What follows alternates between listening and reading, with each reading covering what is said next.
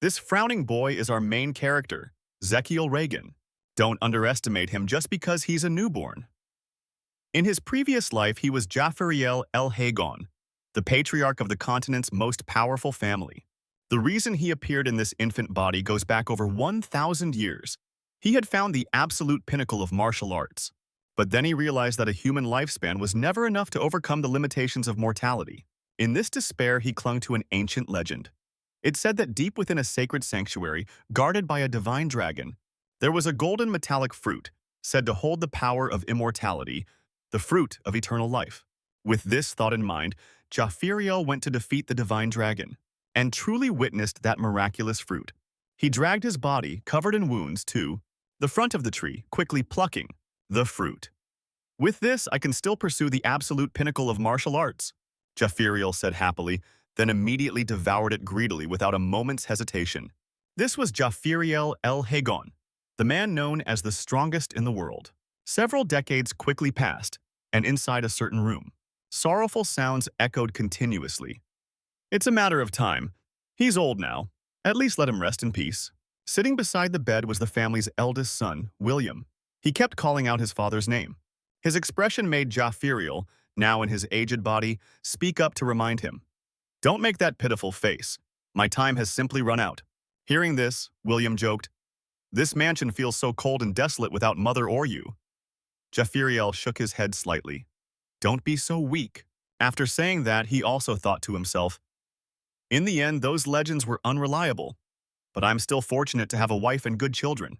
He reached out and caressed his grandson's face, then continued.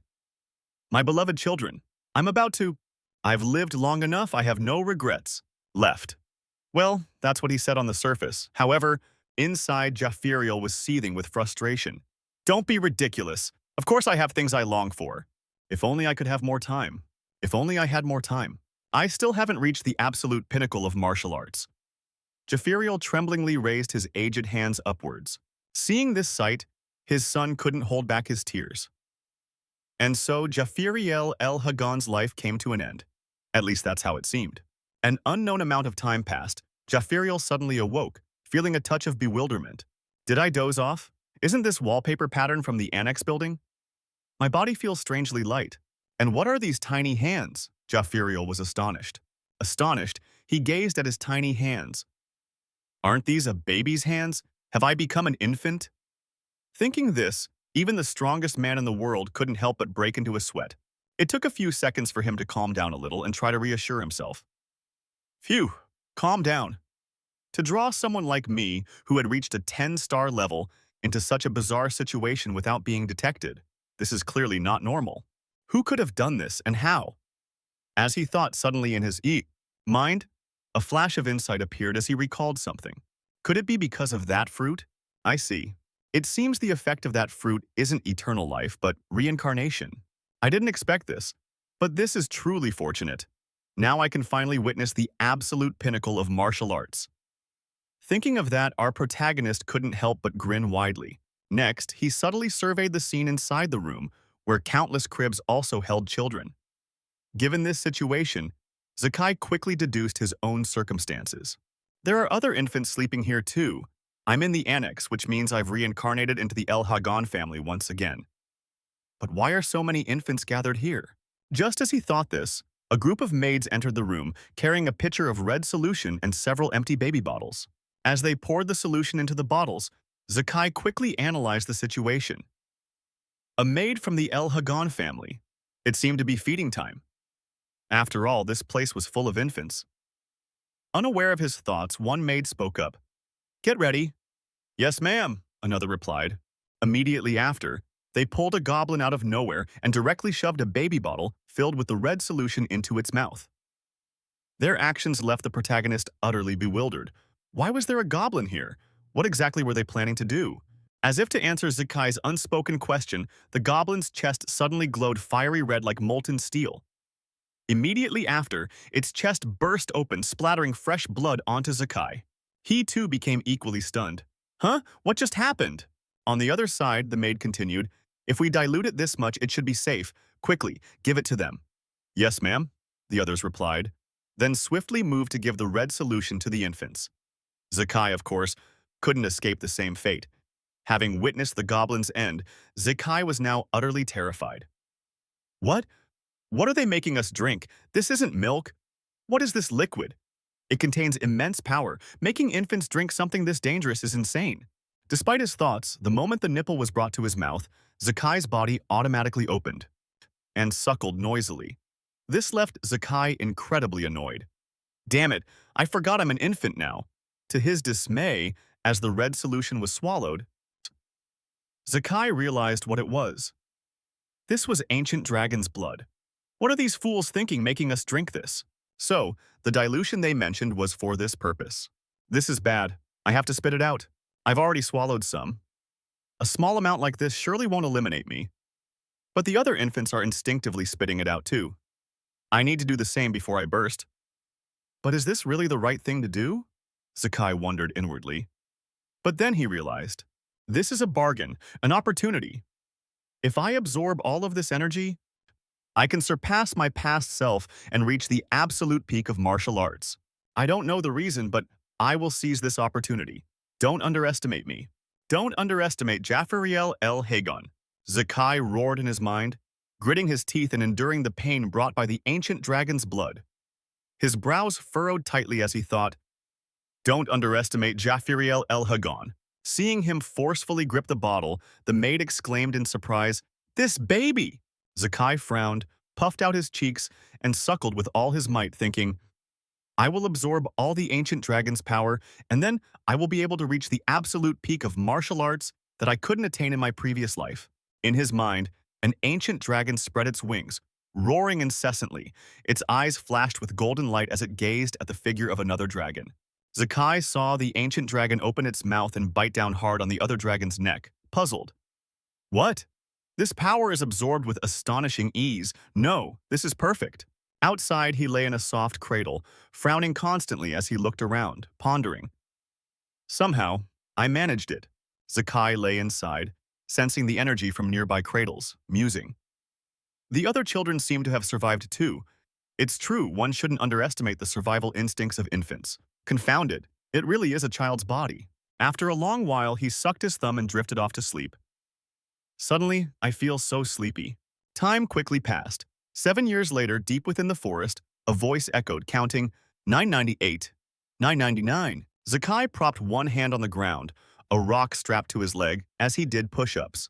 Then, he used his legs to powerfully kick the rock high into the sky. Next, Zekiel quickly leaped aside, dodging the rock as it plummeted straight down from the sky. The former patriarch of the El Hagon clan, Japhiriel. Now Zekiel Reagan, he bowed his head, looking at his hands and mused. Still such an excellent physique, all thanks to the ancient dragon's blood. In his mind, he thought of this current world, where every living creature possessed a power. Zekiel recalled the vial of blood he had consumed earlier. The ancient dragon's blood that Zekiel and the other children were forced to drink contained an endless source of power. He recalled that immense energy, pondering. The children who consumed it. To some extent, they gained a physique far surpassing ordinary people. Zekiel felt that surge of energy, contemplating. Combined with the power of the divine dragon that I overcame in my previous life, which now resides within me. Zekiel, the only child who fully absorbed the entire power of the ancient dragon. He had undergone changes that astonished even himself. He closed his eyes, secretly sighing to himself, but I've still only reached 1 star. Star. Zekiel bowed his head, looking at his hands, muttering. Only reaching 1 star is truly terrible. By now, I should have achieved at least 4 stars. Stars. These stars are a person's source of power, attained when pushed to certain limits. He felt the energy emanating from within his body.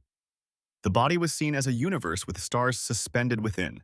The more stars, the greater the power achieved. But each time the number of stars increased, creating more stars became even more difficult. Zekiel clenched his fist tightly, pondering. And Zekiel, in his previous life, Japhiriel El Hagon, had reached 10 stars, an unprecedented record. He was the only person in the world to achieve that power. He ran a hand through his hair, muttering. But time passes so quickly. It's been 7 years since I reincarnated as the illegitimate child of the current El Hagon clan head. Recalling. Zekiel thought of her and him, pondering. My mother passed away, and my father has never once appeared. I question his fatherly qualities, but more than that, he scratched his face, suddenly uttering a questioning sound. 1,000 years later? Huh? Zekai thought of the scene where maids fed ancient dragon blood to whispering children. While being reincarnated was surprising enough to be reborn 1,000 years later. Before I could even grasp the timeline I was revived in, this world had become a place where the survival of the fittest was tested to the extreme. This was the most typical example. He thought of that family's seat. Forcing infants to drink ancient dragon blood was a ritual called the Dragon's Trial. Zekai thought of those survivors, musing, only children who survive this trial can receive an education befitting El Hagon warriors. That's how it should be. He turned his head and saw the maid walking out looking for him. Zekai stared at her and she exclaimed, "I'm afraid I cannot answer that question." He thought about how, for the past 7 years, no instructor had come for Zekai. Zekai, his face full of agitation, pressed the maid. "Isn't it strange? Those who pass the trial are supposed to receive combat training, right? But there are only maids here."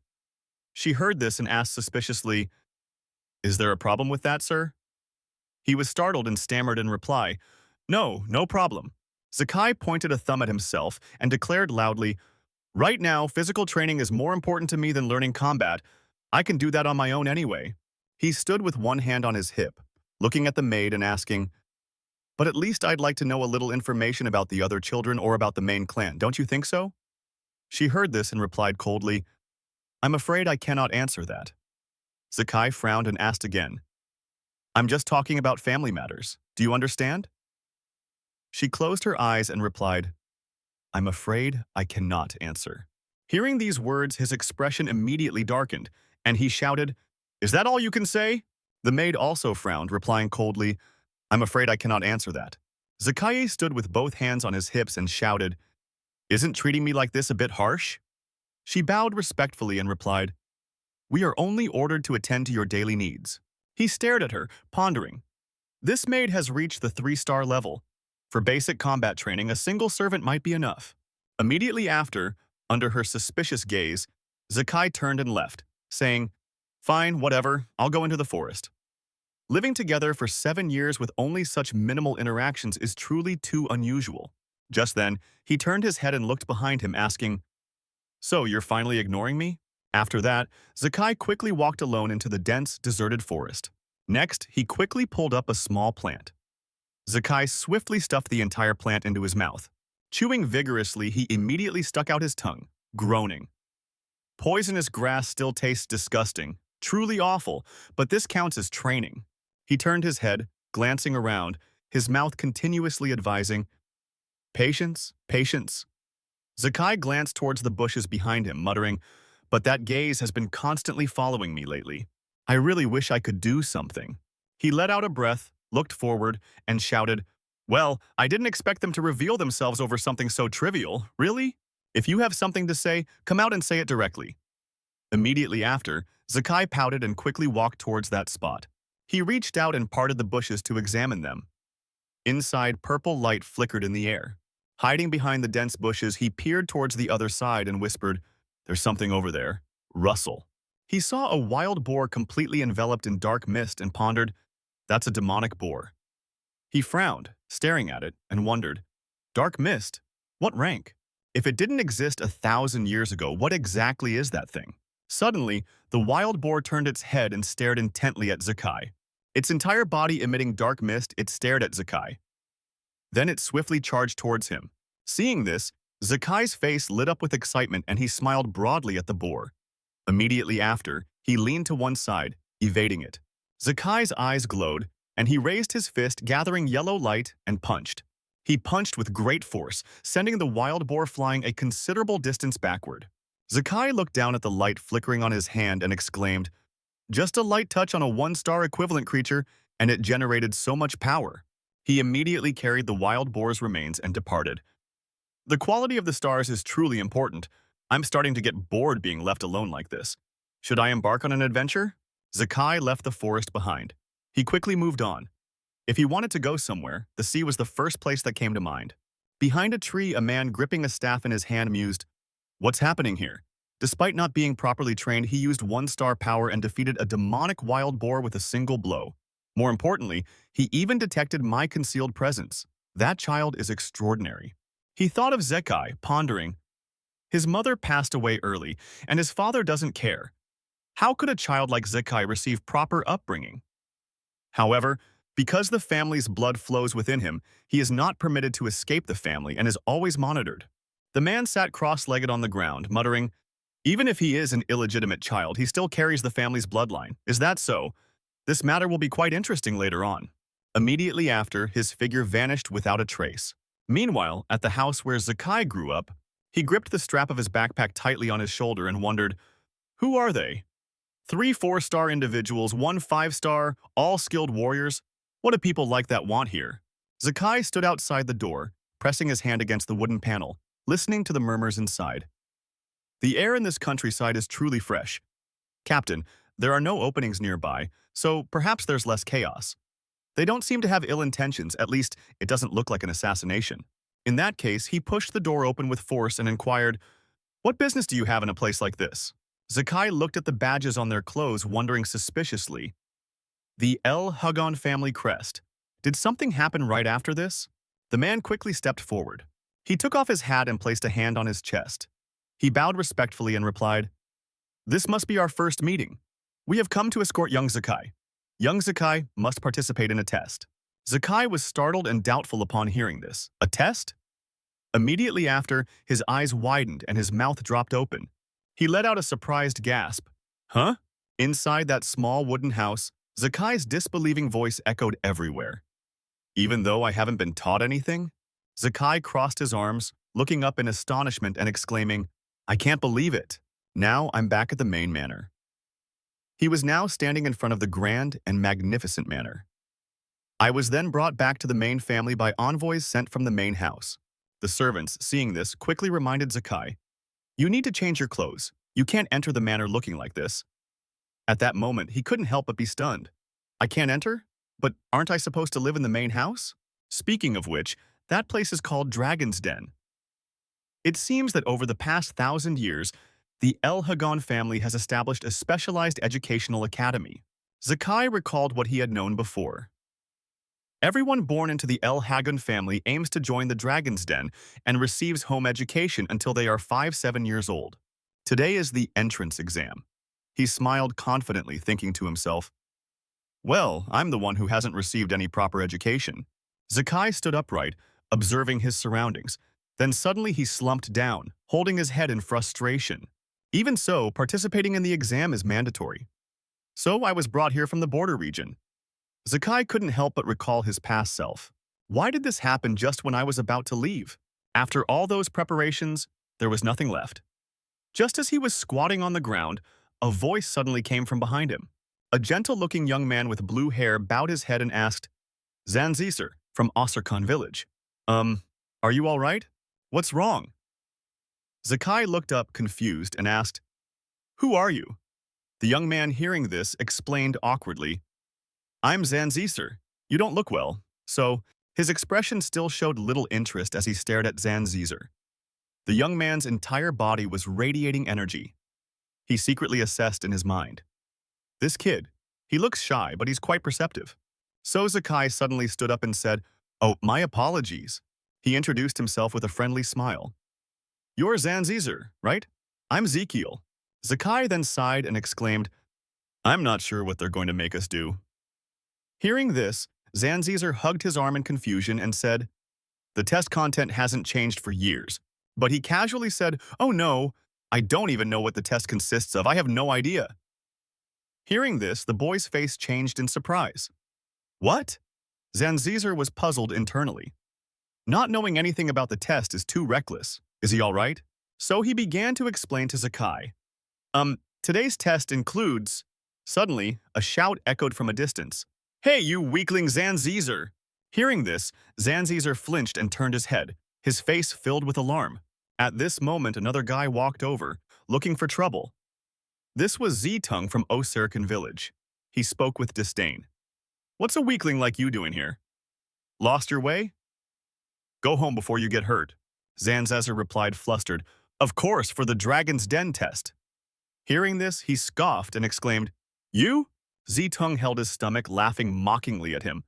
No way, there's no way you'll get in, Ian. Your father is a supplicant dragon, right? What can the child of a supplicant dragon achieve? At this moment, Zanzizer's hands clenched tightly, trembling with anger. Zekiel had also noticed this. Speaking of the El Hagon family's background, there was a clear hierarchy, established by an absolute monarch, the prime dragon, followed by the young dragon warriors and the adult dragon captains, high-ranking dragons, and finally, at the very bottom were the supplicant dragons, those who couldn't enter the dragon's den or couldn't graduate and were referred to as immature ones. He tried to keep his face down, angry internally, but I want to prove that we are not fakes. Just then, a voice rang out, startling him. Why? How can you assert that without trying? Zekiel quickly stepped in front of the three guys. Seeing this, Zetung said with contempt and anger, Huh? Who the heck are you? What? Got a problem? He replied calmly, No, I'm just asking. Why can't Zanzizer do it? Hearing this, he pointed directly at Zanzizer and said, Because he's useless, of course. His face flinched slightly upon hearing these words. Weak?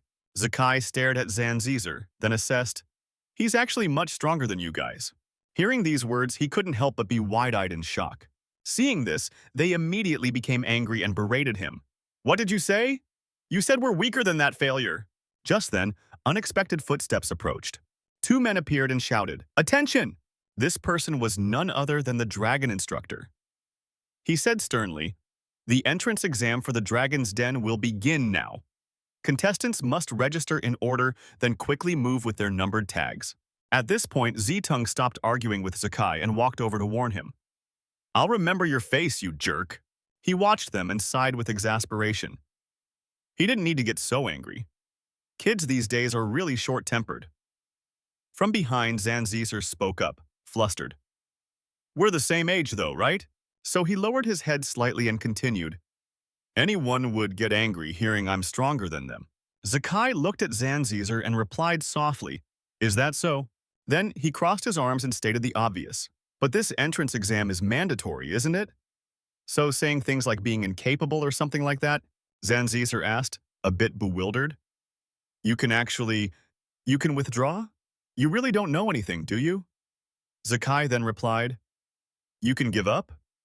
I didn't know that. He forced a wry smile and continued, You'd best withdraw too. At least that way you won't get hurt. He didn't explain further, but smiled and stroked his chin. Someone of my caliber couldn't withdraw even after trying. Hearing this, Zanzizer couldn't help but exclaim, You're really confident, even when you don't know the contents of the test. Zekiel burst out laughing happily after hearing that. Whatever, never mind. Hurry up, we need to be quick, or the test will begin. He then scratched his head and replied, Oh, right, you're right.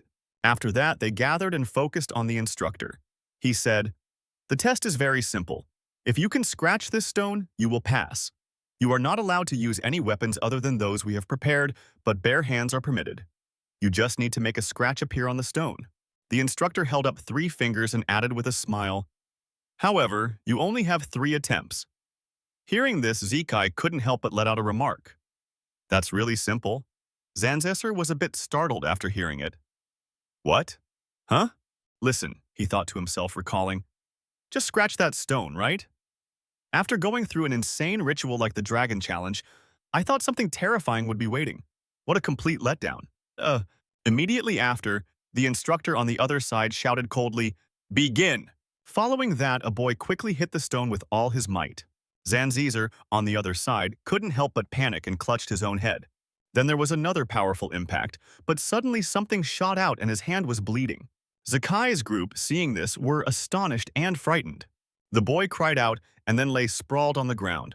The instructor walked over, noted something down, and then asked, First attempt failed, 2 more attempts remaining. Do you want to try again?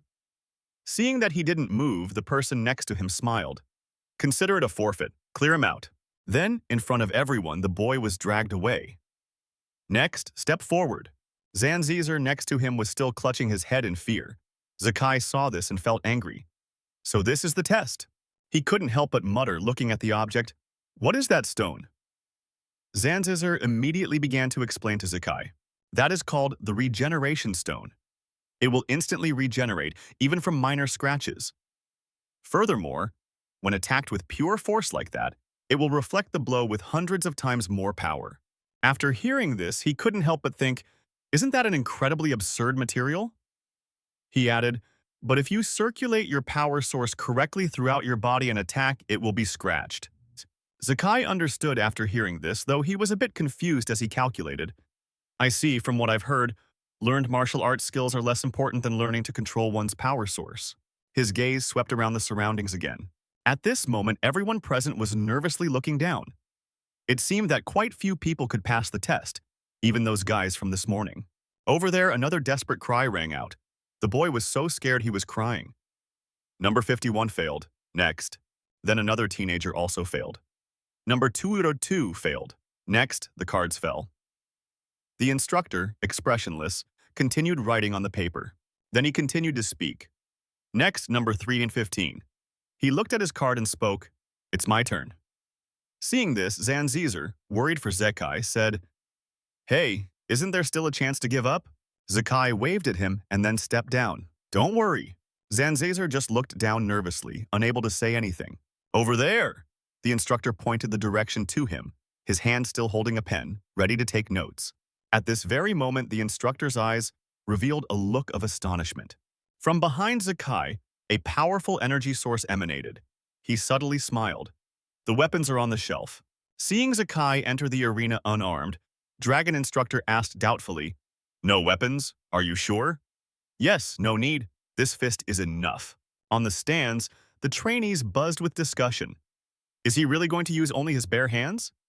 Even if he's good at controlling his power source, he won't even scratch that rock with his bare hands. His fist will be pulverized. Zanzizer turned pale when he heard someone suggest, No, forget his fist, he might even lose his whole arm." He secretly blamed himself. As expected, perhaps I should have stopped him more decisively. The instructor didn't object. "I understand. Then begin." As he touched the rock, Zekiel silently assessed, "This is truly the first time I've seen a mineral like this. It must be a product formed over thousands of years. There's still so much I don't understand." "Never mind," he reassured himself. "No problem." And immediately, he swung his fist. Zanzizer frantically jumped to his feet, thinking, "This isn't good, I have to stop him." So he shouted loudly, "Zekiel!" Meanwhile, Zekiel was highly excited. "With this, I can unleash my full power right now." Zanzizer watched helplessly as Zekiel showed no intention of stopping. The technique Zekiel used at this moment was Dragon Break martial arts. First form, explosive strike. In the blink of an eye, the rock exploded. Rocks and debris flew in all directions, so powerfully that even Zanzizer, quite far away in the stands, was still terrified. Dragon Instructor stood frozen, as this event far surpassed his imagination. He smirked arrogantly. It was indeed just as he had predicted. Zekiel was triumphant. "This technique is still a bit much for my current body. My training, I still need to practice even more." The stands fell silent. No one had yet recovered from what had just happened. After a moment, Z-Tung spoke up, annoyed. "He smashed the rock!" At the same time, Laika also praised, "How interesting." Zanzizer, however, was still stunned, unable to believe what had just transpired. Then he suddenly cried out, "What?" He thought to himself, impossible. The boy shattered half of the rebirth stone. This feat should only be possible for someone at a 4-star level or higher. Yet, a child managed to do it. Dragon Instructor wondered to himself, although he's an illegitimate child, does he truly possess the main lineage's blood? But that technique just now, I feel like I've seen it somewhere before. Seeing him lost in thought, he asked, "Excuse me, Judge, what are my test results?" Dragon Instructor immediately declared number 315 pass. The assistant instructor brought a gift. "Here, take this." Zekiel was curious. "What is this?" At the same time, the assistant instructor whispered, "Could you hurry up? I still have to clean up the area." He stomped his foot in annoyance. "Is everyone in this era like this? Everyone's in such a rush, take it easy." He ran over, looking at Zekiel with admiring eyes. "That was amazing. You smashed it," Zekiel said, pleased. "It was easy enough." Remembering the gift, he asked, "Oh, right, Zanzizer, what is this?" Zanzizer was taken aback. "You were given a healing potion." Zekiel was even more confused. "A healing potion?" He replied cheerfully, "Just the regular kind." He picked it up to examine it, It didn't look like poison. Don't tell me this is a divine elixir, is it? In reality, it was Cloudstream Clarity. It's a type of medicine crafted from extremely rare ingredients. More specifically, its ingredients are herbs that only grow in secret realms, and cores filled with highly pure energy from divine beasts and mythical creatures, which are incredibly difficult to defeat. Its specific effects are, when used, not only fresh wounds but also old scars will be immediately healed, and it shows great effectiveness in enhancing one's power. However, due to the extremely high difficulty in gathering ingredients and the incredibly challenging refining process, it very rarely appears. Zekiel decided to try a sip of Cloudstream Clarity to see what it was like. To his surprise, the wound on his arm recovered in the blink of an eye. He was very surprised. Is this really a divine elixir? Zanziser explained, I don't know about divine elixirs, but the healing potions prepared by the El Hagon family are definitely better than commercially sold ones. He hesitantly asked, Are you very surprised? Zekiel honestly replied, Of course I am. Serious wounds like these were healed instantly. However, he was a little disappointed. It doesn't seem to increase power like a divine elixir. Zanziser expressed, To me, Zekiel is even more astonishing. Zekiel thought to himself, What is he talking about? At the same time, he realized something. No, this is truly the wisdom of humanity, accumulated over more than 1,000 years. At that moment, he praised him. You're truly amazing. Zekiel is incredibly strong. Zekiel calmly said, Well, I'm aiming to become the strongest. Zanziser admired him even more. You say such things so calmly. Below, the examination continued. 373, pass. 395, pass. 405, pass. He secretly marveled at the results. Their passing was expected. Next, 414. Despite his fear, he was determined. It's my turn. I will... Zekiel shouted encouragement. Hey, why are you so worried? It's all right. Just calm down. Don't set your standards too high. But seeing Zanziser prepare, he felt disheartened. What is that guy doing? He took a deep breath. The instructor signaled, Begin! Immediately after, Zanziser blindly swung his sword. He coldly reminded him, First attempt failed, 2 more tries. The boy persevered. One more time. This time it will definitely work. Zanziser picked up the sword again and slashed forcefully at the boulder. The second attempt still resulted in utter failure. He tremblingly exclaimed, No way! His friends, one by one, held their stomachs and mocked, Just as expected, the son of a dragon of wishes is still just a dragon of wishes. Give up. But at this moment, he recalled what was said earlier. What did you say earlier, Zetung? Zetung mocked loudly. Didn't you say that Zanziser, who's lying there, is stronger than us? The words grew increasingly unpleasant. Stop babbling, it's truly ridiculous. The dragon instructor asked for his decision. One more try. Do you want to attempt it again? Zanziser trembled uncontrollably. Unbeknownst to him, Zekiel had come to his side. What are you doing? Zekiel asked, confused. Why aren't you using a spear? Why did you take a sword? Not understanding his meaning. A spear? What do you mean? Zekiel patiently explained. As I said, why use an unsuitable weapon without any plan? From the stands, he added fuel to the fire. In your current state, no matter how hard you try, you can't even make a scratch on that boulder with a sword. The other trainees joined in the loud laughter. Are you an idiot? His father didn't use a spear. He taught him swordsmanship. The other students whispered among themselves. That's right. Changing weapons won't help at all. Ignoring their words, he politely asked, Excuse me, examiner, is changing weapons during the test against the rules? The examiner casually replied, No problem at all.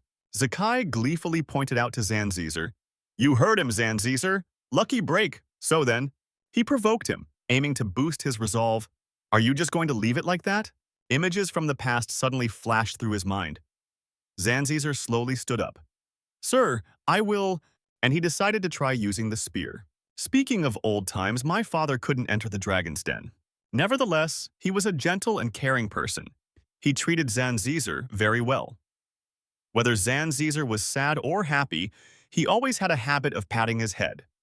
He was called the Wishing Dragon and was mocked. Even so, my father didn't mind it and raised me to adulthood. He taught Zanziser the smallest things in life, taught him how to hold a sword and use it. Returning to the present in the middle of this square, Zanziser secretly vowed to himself, The person my father raised is not a fake. Today, right here, I will prove. Despite his determined will, Zanzizer's mind was currently overwhelmed with thoughts. He looked down at the spear in his hand, thinking tensely, if I try again with the sword, the result will be the same. In that case, I'll trust Zekiel. But how am I supposed to use a spear now? Zekiel, who was beside him, called out, Zanzizer, done! He pointed at the rebirth stone and encouraged Zanzizer, just thrust straight and don't think about anything. Just thrust straight. Encouraged by Zekiel, Zanzizer felt somewhat less anxious, but he still had a bit of nervousness. Zanzizer gently tightened his grip on the spear. He mumbled to encourage himself. Thrust straight forward. His mind unconsciously recalled old memories of being ridiculed by the Z gang, and then remembered Zekiel always being by his side. Zanzizer thought to himself, normally, if I just think about thrusting straight with a spear I've never held before, I wouldn't be able to scratch the rebirth stone.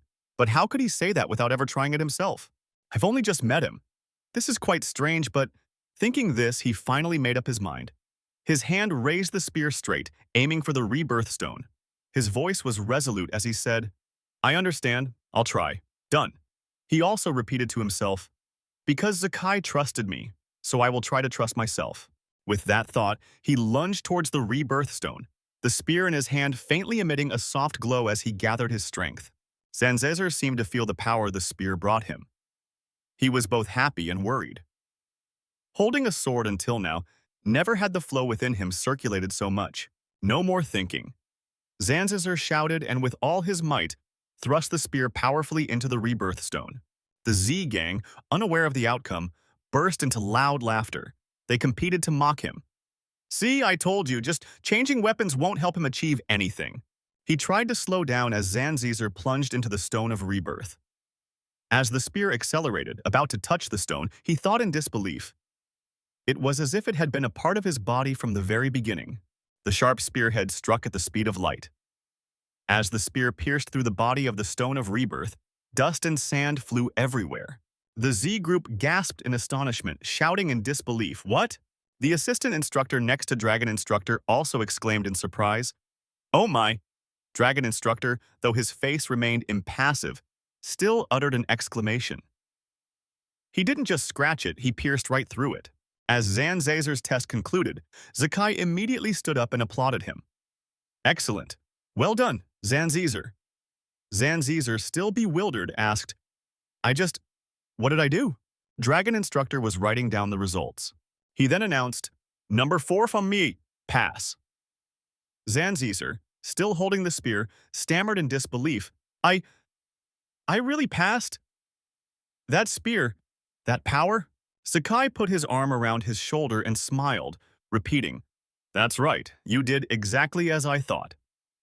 After regaining his composure, Zanzizer's eyes welled up with tears of joy as he mumbled, Passed. Done.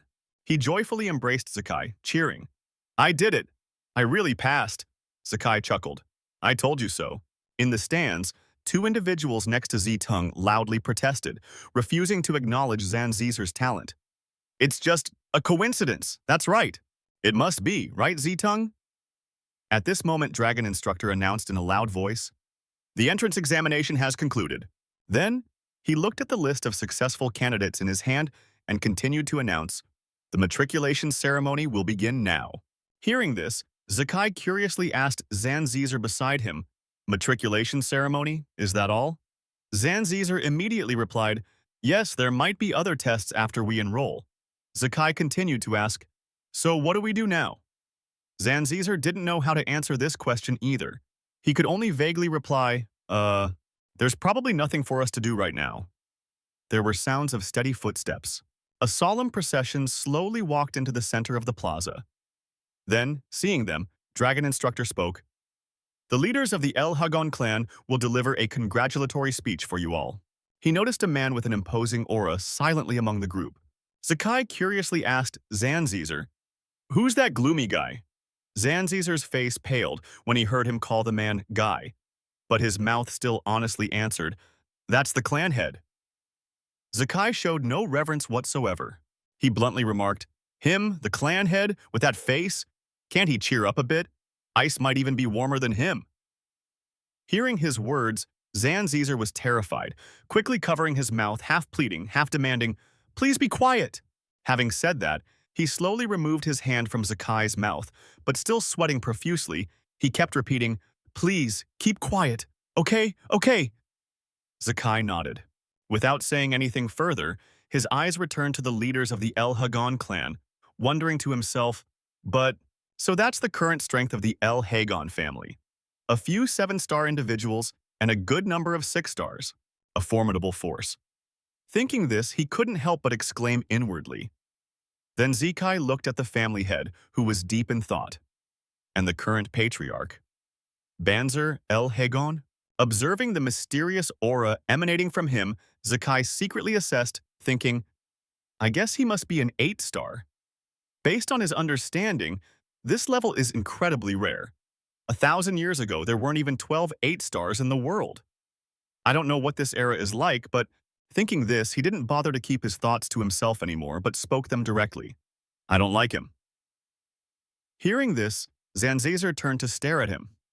Zekai then kept his thoughts to himself again, remembering that was his father.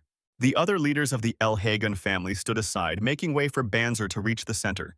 The dragon instructor loudly announced to everyone, "A few words from Sir Banzer. Focus." Banzer walked in a straight line to the very center. He spoke, his voice devoid of warmth, briefly stating, "Strive and become the very essence of El Hagon." His words unleashed a strange force that blew Zakai's hair back. Everyone sitting in the stands also couldn't escape the fate of feeling like they would be blown away. Murmurs began to rise. "I can't breathe." Zakai was unaffected, but he looked over at Zanzizer, who was struggling to breathe, his face turning purple. He called out to Zanzizer, worried. He then looked at the other people around him, who were also gasping for breath. He dimly realized, even the other children are being crushed by this person's pressure. Thinking this, he frowned and grimaced, muttering to himself, "What a profound aversion. I don't know what happened, but I really don't like him." When Banzer turned and retreated, the atmosphere in the plaza gradually returned to normal. Suddenly, applause rang out. Another man, also a leader in the El Hagon family, laughed loudly and followed up on Banzer's words. Indeed, truly valuable words of encouragement. Sir Banzer places quite high expectations on these young ones. Zakai paid attention to him, wondering inwardly, who is that? Then the man's booming voice continued to echo. So I won't waste many words on greetings. Strive hard, young ones. Finishing his words, he burst into laughter once more. Zakai was still curious. Who is he? Stepping down, the man casually chatted with the dragon instructor. The dragon instructor teased, Seriously? You say that with such conviction. The other man playfully retorted, People who worry about small things go bald, you know. All right, I won't bother with his identity anymore, Zakai mused inwardly. I don't understand what's going on, but fortunately the atmosphere has changed. After the recent pressure, the students in the stands were completely silent, no one uttered a word, and no one dared to breathe loudly. Zakai, however, didn't care about these trivial matters. He sat idly, looking down at the plaza.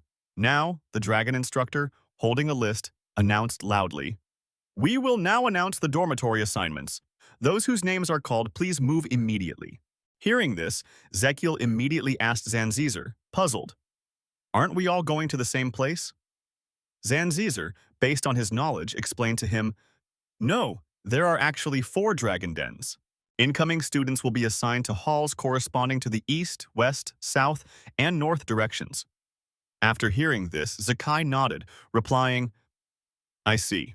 Just then the dragon instructor called out, Number 3115. Zakai stood up, smiling as he bid Zanzizer farewell. It's my turn. Take care, Zanzizer. Zanzizer sincerely wished him well in return. You too, Zakai. At the East Dragon Den, there were stately classical buildings and spacious, shady gardens. At this moment, Zakai was holding a note in his hand, fumbling, scratching his head, and sighing. After 1,000 years, so much has changed. Here. Finally, after struggling to find his way, he found his dormitory room. He exclaimed with relief, Here it is. Oh dear, I got lost and now I'm late. My roommate must have arrived already. With that, Zakai turned the doorknob and opened the room door. He cheerfully waved hello to the person inside. He said warmly, Sorry to keep you waiting. Starting today, we're roommates. Vaguely looking at the person before him, he paused slightly and asked doubtfully, "You are?" Zekai grinned and exclaimed, "Looks like we're quite fated, aren't we?" Zanzizer, the blue-haired boy, smiled back. "It really is, isn't it? I was worried I'd be alone. This is great." Next, he plopped down on the bed. "Is there nothing else to do today?" Zanzizer walked over to Zekai and replied, "That's right. The training session starts tomorrow." He pouted and mumbled, "Oh, right." Seeing his reaction, Zanzizer couldn't help but ask again, "Were you even listening? The instructor said so." Sakai smiled brightly and gave a thumbs up. "I didn't hear a thing." Zanzizer immediately shouted, "That's nothing to boast about." Then he said in a stern voice, "Anyway, we should sleep early. The training session starts tomorrow." Under the gentle sunset light streaming through the window, Zakai fell silent in thought. He suddenly remembered the things he had experienced and pondered to himself. "I had intended to escape this boring house and go on an adventure, but that rebirth stone and that medicine, so many interesting things happened at the entrance exam." Zakai unconsciously looked towards the window and thought to himself, "To understand what has changed after 1,000 years, staying with the El Hagon clan for a while longer isn't so bad." Time quickly passed, 1 month later. At the El Hagon clan's fortress on the training ground, a group of trembling children were lifting weights with both hands. At the same time, someone was constantly shouting loudly, "Listen up! The dragon's breath I taught you all!" It's an excellent breathing technique created by the 15th generation clan leader of the El Hagon family. The dragon instructor stood solemnly and continued in a loud voice, "You must master this ultimate technique in all situations." As soon as he finished speaking, he turned his head to look in a certain direction with a pensive expression.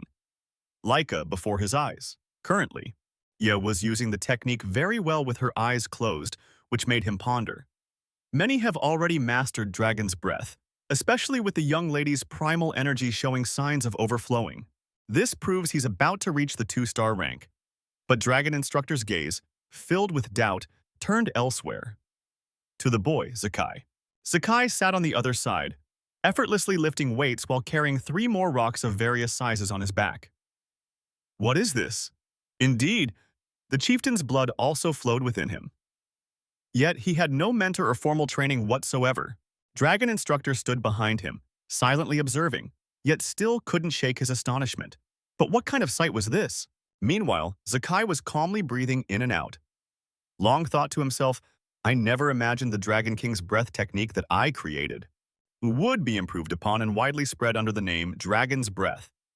He sat cross-legged with a slightly bored expression. His body was enveloped by a golden aura. Breath technique is a skill that absorbs energy from the air into the body and manipulates it. Seeds. To enhance one's power, what determines its effectiveness is the user's skill and dexterity. Therefore, prestigious clans created their own methods and perfected secret techniques kept as ultimate mysteries. Zakai closed his eyes and thought to himself, "Dragon's Breath is quite safe and easy to learn. But if its only purpose is for calming the mind, then I don't need it." The mature figure of his past life suddenly appeared. The secret art of Dragon King's breath, passed down by Japhiriel El Hagon. It was the only breathing technique that allowed one to control energy without interrupting their breath. Even when moving, its effectiveness was immense, but very few could inherit it due to its extreme difficulty. In his mind, Zakai suddenly envisioned the transmission process of this breathing technique. He immediately deduced, so they deliberately simplified it so that anyone could use it, thereby enhancing the overall strength of the entire clan. "I never imagined my technique would be passed down to future generations in such an altered form. How touching. I wonder if other martial arts would also change like this after 1,000 years. How exciting." From a corner Zakai couldn't see, Laika was silently observing him. Not long after, the children who had just finished training began their meal in the dining hall. Amidst the lively atmosphere, 2 kids suddenly stared in horror at a hand reaching out for a plate of food. Zakai happily opened his mouth wide, ready to gobble up the food he had just taken. Food crumbs still clung to the corner of his mouth. Zakai chewed and asked with concern, "What's wrong? You look thoughtful. You won't get stronger if you don't eat, you know." Zanzizer, however, helplessly asked in return, "How are you so full of energy? Your stamina is truly strange." Zakai casually retorted, "It's because you're too weak. See?" Zekiel gave a wry smile and pushed the plate of pastries in his hand forward. Eat more and train harder. There's no other way. Here, have some. The blue-haired boy gloomily exclaimed, I already have my share. The very next second, he suddenly glanced behind him. Anyway, some of them are really well trained. At the same time, Laika suddenly approached him and spoke. Hey, you're quite good, aren't you? Who's that? Though he thought that internally, Zekiel still instinctively spoke up. Who is it? Zanzizer, who was nearby, immediately spat out the water he had just drunk. Huh? He immediately pulled him aside and whispered, educating him. Zekiel, you don't know? This is Lady Laika, the chieftain's daughter. Zekiel replied indifferently, I don't know. Zanzizer shrieked in alarm again. No way! She's one of the candidates for the next chieftain. Normally, we don't even have the right to speak to her. With Zanzizer's face close to his, he blurted out, If that's the case, I'm also the chieftain's son, aren't I? Though an illegitimate child, Zanzizer was instantly frozen in shock. Meanwhile, Lysa, facing him, unexpectedly exclaimed. With a calm expression, she asked, Are you the chieftain's illegitimate child? The successor chieftain, Reincarnated El Hagon. Zekiel propped his hand and immediately replied, Why would I lie about such things? Hearing this, Laika challenged, Then why are you strong enough to crush the rebirth stone with your bare hands? As she spoke, she slammed her hand on the table. An illegitimate child with no support. How could you possibly do that? He turned back to continue cutting meat, then slowly replied, Well, that's just how I am. Zanzizer, stop spacing out. Eat. Zekiel's answer silenced Laika for a moment. The next second, she suddenly grinned and said, You are truly very interesting. Laika comfortably sat down next to him and offered, How about it? Become my subordinate. Zekiel looked over with his lifeless gaze. Huh? What did you say? Laika repeated her invitation while outlining the benefits. I am asking if you want to be under my command. I will be your support. An illegitimate child surely wants an ally, right? In her mind, the scene of them fighting side by side in the future had already appeared. Laika leaned one hand on the table, smiling as she painted a picture of the future. Then use your strength to help me become chieftain. Of course I will treat you well after I become chieftain. What do you say? Zekiel closed his eyes and immediately refused. No thank you. Huh? Laika's voice suddenly deepened, making him look over. What's wrong? Don't tell me. She coldly exuded a powerful aura. You also intend to vie for the chieftain's position, don't you? Zekiel felt that aura but only thought, she's at a level 2 threshold? To be able to project spiritual energy outside her body at such a young age. This is interesting, but, he replied indifferently, do whatever you want. I have no interest in becoming chieftain or anything like that. No interest in clan matters. Laika couldn't help but slam the table and stand up. What? Then what's the point? Before her words ended, something suddenly flashed past her face. Zekiel's face darkened as he forcefully thrust the knife in his hand into the tabletop. The knife he thrust down landed just a few centimeters from Laika's fingers. Zekiel opened his eyes wide, which glowed with a golden hue, and said, I serve no one, because I am the strongest. Under that gaze, Laika's entire body suddenly stiffened as if struck by lightning. What? Her face turned pale as she thought to herself, Have I been outmaneuvered? At that moment, Zanzizer tremblingly stood up to intervene. Well, let's just calm down. But Laika suddenly yelled in an angry tone, Then I'll make you yield. Fight me! Zekiel looked over, chewing in confusion, while Zanzizer next to him was already frozen in fear. A moment later, a boy walking by suddenly turned his head and asked, Where are you guys going? There's a trial match between the new recruits at the training ground. And it's Lady Laika, the boy exclaimed in surprise after hearing this. Lady Laika? From the Tefona family? With Zekiel? Why? Who knows? Now, at the training ground, other new recruits who came to watch the match hid behind the wall and whispered to each other. They said this was a duel. Who's that guy? Zekiel also rubbed his head and mumbled, This is getting intense. Zanzizer anxiously asked, Are you all right, sir? Your opponent is Lady Laika. He calmly said, Even if you say that, I don't know who she is. Besides, why did you suddenly switch to a formal tone? The blue-haired boy's eyes widened as he yelled, Of course, you're the chieftain's son. Hearing this, Zekiel just chuckled softly and said, Ah, do as you please, more importantly. Zanzizer grabbed his arm and launched into a long explanation. Please think carefully. Laika is the daughter of the current chieftain Banzer and carries the bloodline of the Tefona family, one of the four-pillar families of the El Hagon house.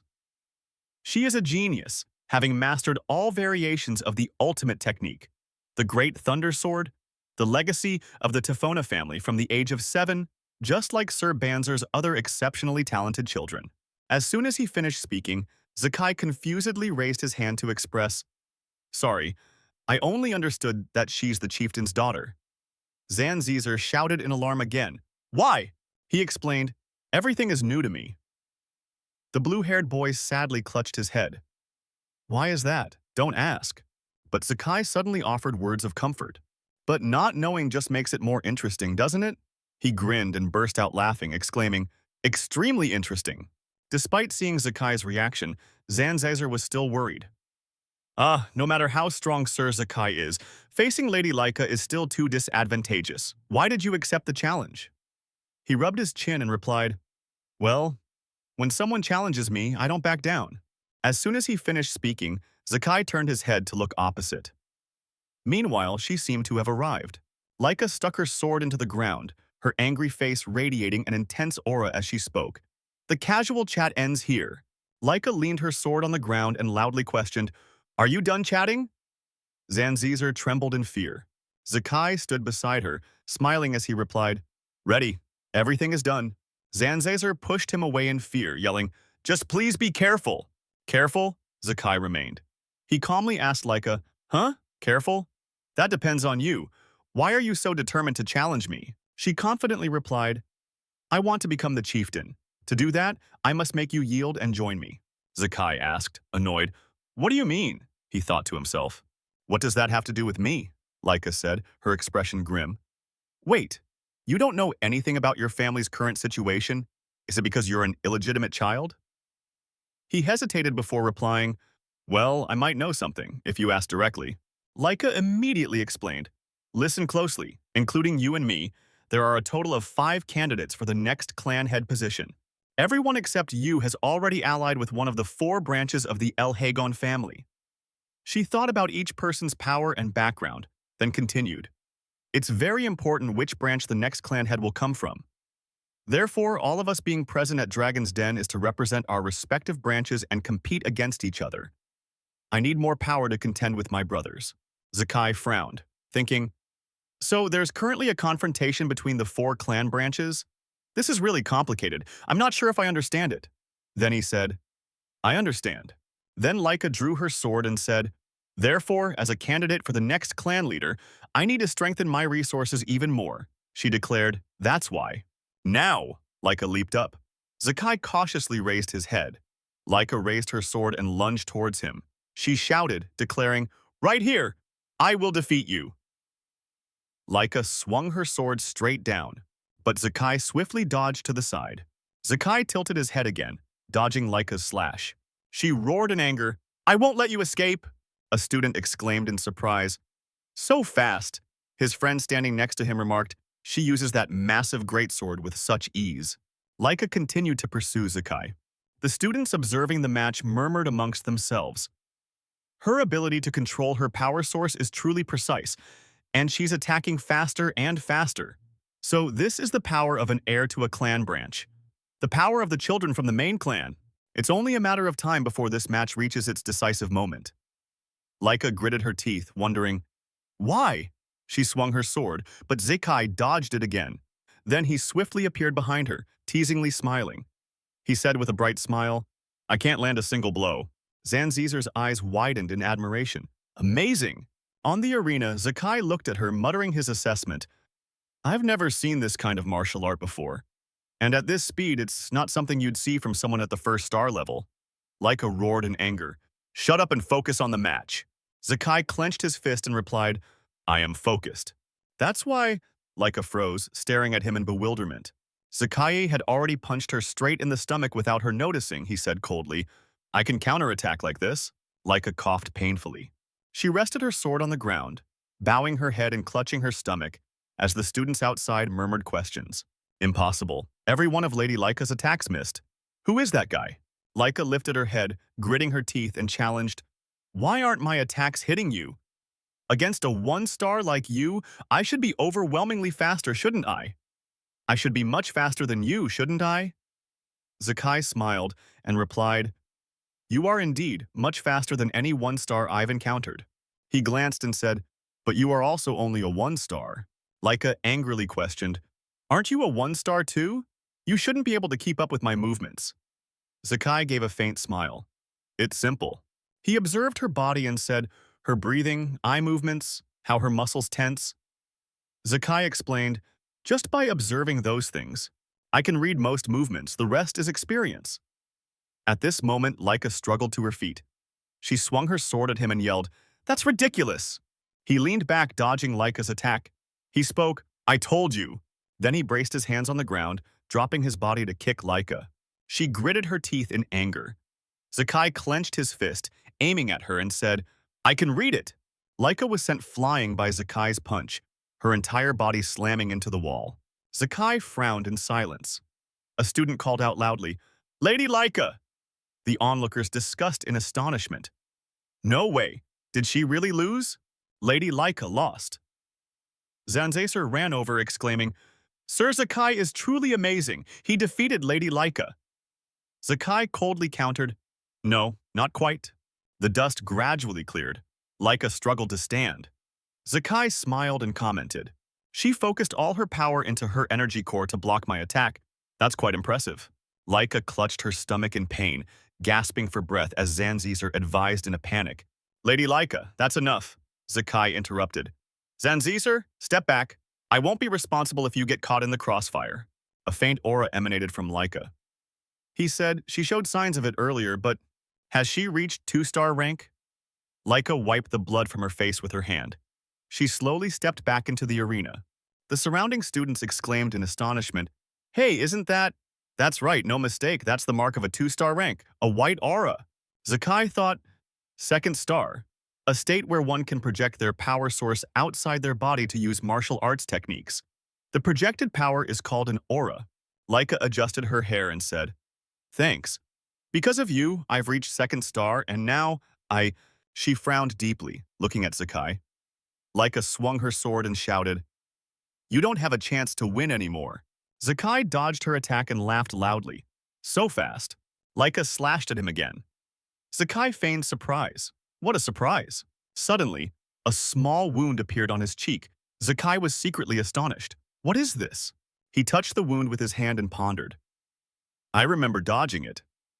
Laika stepped forward and spoke. See? Laika's entire body emitted a faint white aura. She walked over, saying, "This is my ability." Laika raised her sword before her chest and continued. "Now I have the 2nd star aura." A series of yellow lightning bolts appeared around her. Laika declared, "I'll show you the true lightning sword technique." Zekai stood still, muttering, "So I'll get to witness a martial arts technique I've never seen before?" He laughed loudly, absolutely amazing. At this moment, a light flashed. Great lightning sword technique. Lightning flash, full power. Laika's entire body continuously emitted lightning that surged forward. "Wait, what is this?" he asked with a smile. "You mean controlling lightning? That's utterly absurd." Laika immediately raised her sword high and declared, "To someone who says such things," she plunged the sword straight into the ground. Lightning bolts immediately shot upwards. Zekai quickly leaped high. "You seem to be quite enjoying this." Lightning net. He smiled, looking at Laika. "It's vastly different from before. These lightning bolts, even for me now, are quite challenging." Those above exclaimed upon seeing it. "What kind of battle is this? Just one more level, and everything has changed so much?" Zanzazer's face was filled with fear and worry as he observed below. "Lord Zekai!" On this side, Zekai was still observing his opponent's weapon and calculating. Now, the movements themselves are actually quite simple. Nothing has changed too much compared to before, but... He looked directly into her sharp eyes. The moment she reached 2nd star and gained her aura, the power of the great lightning sword technique erupted intensely. "I thought she was just faster than before, but now she's even faster." Moreover, that lightning flash is truly mysterious.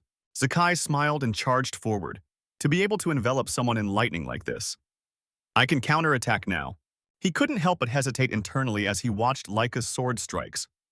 I'm truly curious what this power truly is. Not knowing what it was, Laika on her side also smiled triumphantly. To still be smiling in a situation like this, you still look very relaxed, don't you? If that's the case, Laika quickly swung her sword. I'll wipe that smile off your face. Then her footsteps quickly lifted. She immediately used the move. Thunderclap spin. He dodged to the side, assessing the technique. Like a pillar of lightning, huh? Then a distant explosion erupted, sending dirt and rocks flying everywhere. Seeing this, Zanzizer quickly bounced off the wall and jumped down, worried. Lord Zekiel! The person behind him cried out, Hey, wait! At this moment, Zekiel was still standing upright, still wearing that smile. To Laika, it seemed like a provocation, so she quickly unleashed another lightning strike. He was struck so hard that he had to brace himself with one foot on the ground to withstand it. On the other side, Zanzizer also ran over. Lady Laika, please stop. If you keep going like this... Why? Her voice turned mocking. Isn't he still standing strong? Laika's entire body crackled with lightning. Don't you think stopping now would be an insult to him? He still worriedly turned to Zekiel and said, Lord Zekiel, please surrender. On her side, she also reminded him, Actually, I think he's right. You're in a terrible state. How about this? If you surrender and submit to me, I'll stop here. Zekiel bowed his head, smiling silently without answering. Seeing this, Laika happily said, So even as an illegitimate child, you're still a proud El Hagon, aren't you? I see. Very well. I will finish you with my full power. Then she raised her sword high, powerful lightning bolts striking forth a greatsword martial art. First, secret technique. Heavenly thunder. The lightning struck Zekiel's body directly, forming a pillar of light. He was immediately electrocuted until his eyes rolled back. The sounds of thunder and lightning echoed. Zanzizer, terrified, reached out and cried anxiously, Lord Zekiel! Zekiel then immediately lay unconscious on the ground, no longer moving. Laika then roughly plunged her sword into the ground. She turned her head away, no longer interested. A pity, but the match ends here. Just then, a voice suddenly rang out. I understand now. A pillar of light suddenly appeared behind Laika. Startled, she turned around in shock. How is this possible? How do you have a lightning aura? Zekiel, still smiling, stood up straight and exclaimed, So this is called a lightning aura? He cheerfully hesitated before answering, You're asking how? Zekiel crossed his arms, looking serious, and replied, I don't know either. Laika was stunned and bewildered when she heard that. He cheerfully continued, I intentionally endured your attacks to understand this power. Somehow, I can use it now too. Hearing this, she repeated, You can use it, that's not... Zekiel happily thought to himself, While receiving those mysterious lightning attacks, I continuously used the breathing technique, Dragon King's breath. He recalled how Laika's entire body radiated lightning, and then what happened? The Dragon King's breath reacted with her lightning aura. Those lightning bolts appeared on Zekiel's hand, and lightning began to accumulate within my body. He smiled, wiping the dirt from his face. Before I even realized it, I could manipulate that lightning. The exact principle is unclear, but I must have some kind of special physique. No, wait. Zekiel looked directly at Laika and continued. If we consider that greatsword technique, which is your family's inherited martial art, should I assume that your entire family possesses a special physique? So he quickly walked towards her, hypothesizing that the power source itself might be based on lightning properties. Yes, this is an excellent training session. Zekiel raised his hand. Lightning bolts appeared. Furthermore, he smiled and clenched his fist, his entire body radiating powerful lightning. Thanks to you, I've also reached the 2-star level. The match isn't... Zekiel's eyes quickly darted in one direction. At this moment, Laika unexpectedly slashed her sword towards him. Zekiel smiled, raised his head and continued. You're over. Then lightning bolts suddenly flashed. He moved at incredible speed. After using his new ability, Zekiel couldn't help but exclaim, This is amazing. He secretly analyzed the nature of this power in his mind. Currently, as the power source increases, it affects all nerves and strengthens the body. What an astonishingly special physique. All my senses are enhanced. So Zekiel softly said to himself, I need to get used to it a bit. On the other side, Zanzizer still hadn't recovered his composure, muttering to himself, A battle between clan head candidates. Just watching, I find it hard to keep up. Am I imagining things? At this moment, the two of them charged at each other. Zekai easily dodged the attacks. He exclaimed in surprise to himself, Lady Laika's lightning-fast slashes are no longer landing. Laika lost her composure and angrily shouted, Are you mocking me? He smiled casually and said, I'm not teasing you at all. Zekai then quickly lunged forward, launching an attack directly at her sword. I truly consider you a formidable opponent. Laika felt its powerful force and immediately retreated with her sword. He warmed up his wrists, smiling. Yes, this is the difference. No, it's time to end this match. It's been a while, hasn't it? How about I create a new technique? On the other side, she was still stunned as she asked, A technique? Zekai replied, That's right. The first form? No. Or perhaps let's call it the secret form. At this, Laika's face lost its composure, a sense of panic rising within her. A technique? So he truly received training in some esoteric martial art from a clan branch? He just creates a technique so simply? I truly can't understand him. Suddenly, he appeared in front of her, smiling as he said, It's time. Laika, startled, cried out, This is bad. Before she could dodge, Zekai's hand pressed directly against her chest. Dragon Break, secret form. He immediately attacked with all his might. Extreme Thunderclaw. She was shocked, her body tingling, and her knees buckled to the ground. A voice rang out before Zanzizer's stunned expression. The match is over! Zekai smiled down at Laika and remarked, This was truly an interesting match. She is a worthy opponent. She still struggled to stand, unable to believe it. Impossible. I lost. Laika's teeth clenched tightly, unwilling to accept it. I must become the clan leader. She looked up at the sky with a sad expression. I must defeat my brothers. It was as if before Laika's eyes were her brothers, still looking down on her. I must become the clan leader. I absolutely cannot lose. Just then, Zekai suddenly spoke. How wonderful. You are truly very strong. Laika was startled to hear this. He leaned in and added, I have learned new things. It was truly very interesting. This has been an incredibly meaningful time. Zekai's hand then reached out before her eyes. He smiled cheerfully and asked, It would be boring if this was the only time we sparred. Let's spar again. Laika couldn't help but blush slightly, looking up with emotion. Zekai extended his hand towards Laika and said with a smile, I'm really looking forward to our next time. She shook his hand and then replied with a laugh, How can I compare to you? I lost. A few hours later, inside the rift, a horde of monsters appeared. A man was surrounded by the monsters. Banzer calmly watched them charge towards him. He frowned. Banzer's eyes immediately flashed. A surging aura emanated, and behind him, the silhouette of a roaring dragon appeared. Banzer muttered, Dragon's might? He drew his sword and charged towards the monsters. Banzer swung his sword in an arc. He thought to himself, Dragon Key Annihilation Martial Art. First form, Genesis.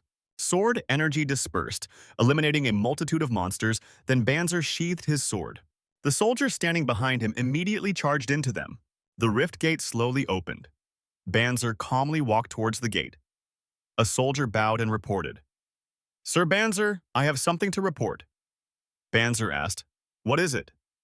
The soldier said, Miss Laika has reached 2-star. Hearing this, Banzer stopped. He glanced at the soldier and growled. So?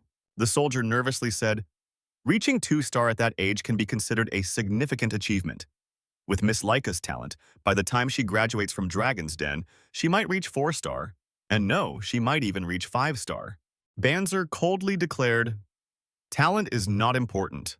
Report to me when the girl becomes useful. If you came to report something so trivial, then get out. The soldier paused for a moment, then reported. However, Miss Laika has been defeated. He asked in surprise, Did she challenge one of the older ones? The soldier replied, No, the one who defeated Miss Laika is a child her age, young Zekai. Banzer muttered in surprise. Zekai, that woman's child. He hesitated. That's right. That woman possessed innate martial arts talent. But Banzer looked at the soldier and questioned, Even so, she passed away when that boy was born, didn't she? Who taught him the skills to defeat a 2-star level opponent? The soldier, recalling Zekai, replied, Regarding that, young Zekai defeated Lady Laika without being taught by anyone. and he reached the 2-star level through his own strength. Banzer commanded, I see. In that case, let the first training course begin. The young man asked in surprise. I don't mean to be disrespectful, but isn't it too soon? They've only been formally learning combat for about a month, and most of the children haven't even reached 1-star yet. Banzer said coldly, well, whether they learn combat or not, Demise treats everyone equally, and only the strong can survive. Those who cannot even overcome the first challenge, no matter how many stars, he declared them unworthy of becoming an El Hagon. The soldier bowed in obedience. As you wish, sir. Banzer suddenly spoke. Report back to Feyrira. The young man asked blankly, Feyrira? Banzer replied, yes. The fact that the boy defeated Laika by his own strength is quite interesting. As he walked into the rift, he continued, Feyrira will be tasked with overseeing the content as well as the entire process. Tell her to monitor closely throughout the challenge. The soldier immediately shouted, Understood. Banzer sneered and muttered, Zekiel, huh? Truly interesting. The next day, at the arena, the trainees were frantically practicing. Zanzazer was also striving to improve himself. On Zekiel's side, he carried stones and weights on his body, thinking to himself, Dragon Seal Combat Art, today's plan. Weightlifts X2, large stones X1, medium stones X2, horse stance. Zekiel recalled, like Dragon's Breath, this is a technique founded by the 15th clan head. Although it's called a combat art, it's essentially a body enhancement technique. It's perfectly designed so that even a child can easily master it. Zanzizer walked over and asked, Aren't you going to train, Sir Zekiel? He immediately replied, What are you talking about? I am training. Zanzizer hesitated. No, not physical training. I mean practicing the Dragon Seal combat art. Zekiel calmly replied, I've already learned it. The young man exclaimed in astonishment. What? You just learned it a moment ago and you've already mastered it. He closed his eyes and said, Of course. More importantly, Zanzizer, your power flow is going in the wrong direction. Zanzizer paused. Huh? Zekiel put down the stone and weights, then said, Here. He raised his hand, pointed at the young man's body and said, Look, turn around. Zanzizer wondered blankly, Was I just distracted? He mumbled, Yes. A surge of energy suddenly lit up. Zekiel placed his hand on Zanzizer's shoulder and transferred energy into his body. Done. Done. He then said, This is the correct flow. Zanzizer said in astonishment, Thank you very much, sir. Zanzizer looked at him and spoke seriously. You've truly mastered it, just as expected from Sir Zekiel. He yelled, Are you doubting me? What kind of person are you? Zanzizer replied in confusion, I'm sorry, that's not what I meant. This is the first time I've been taught by anyone other than my father, so I'm always eager to learn.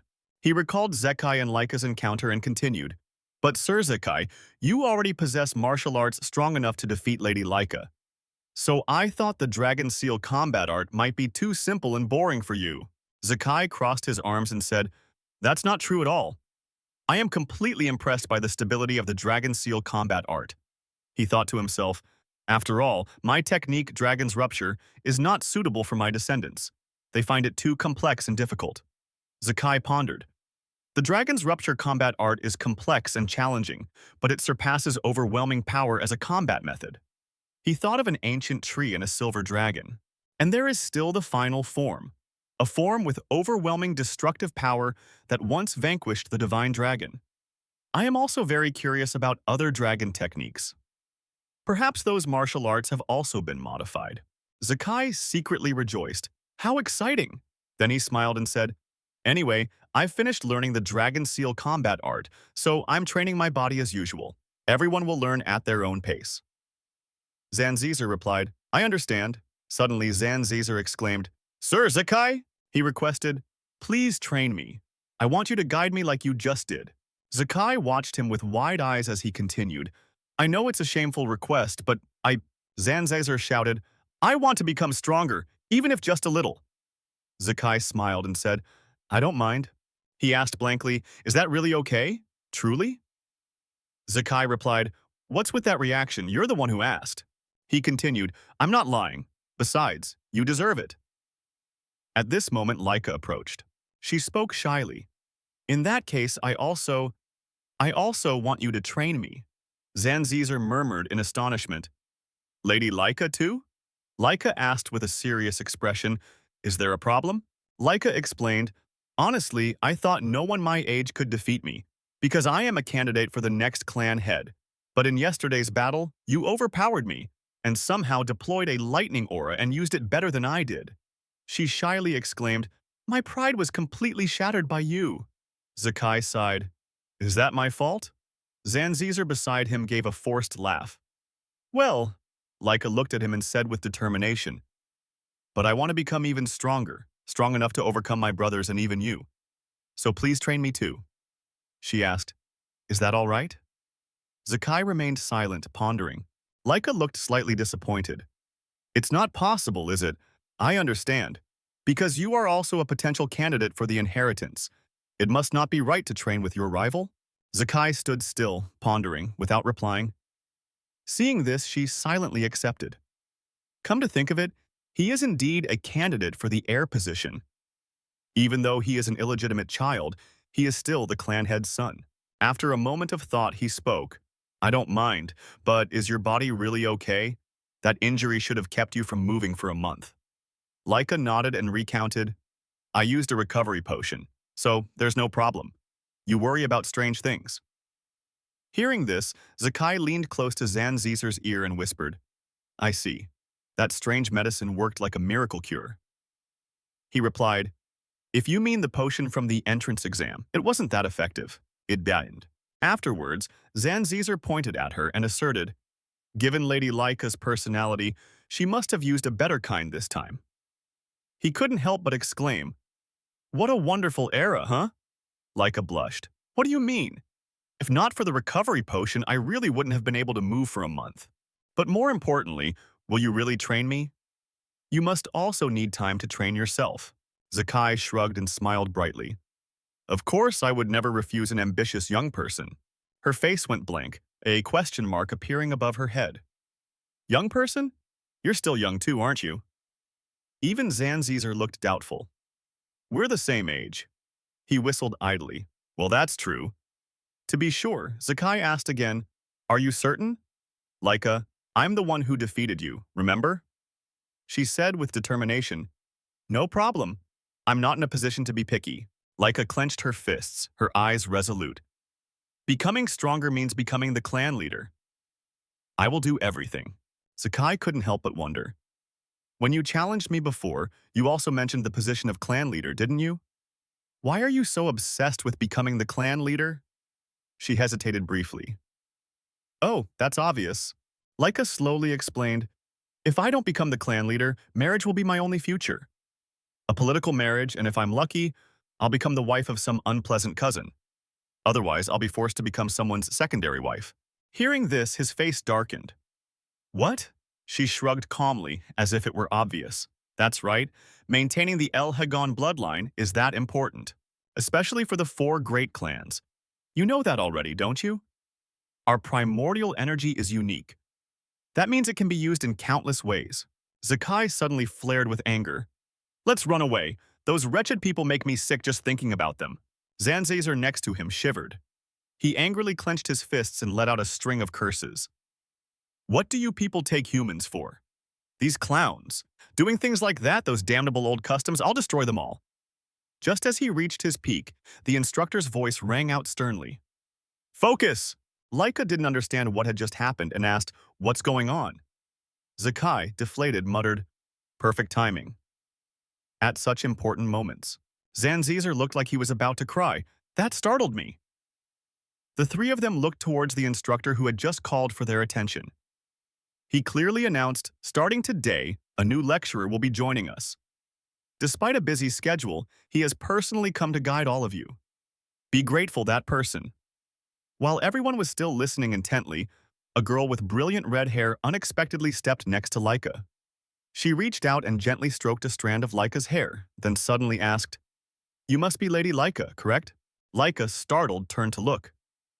The moment their eyes met, she almost instantly recoiled. Zanzizer, startled, quickly hugged Zakai tightly. The red-haired girl feigned surprise. Oh my.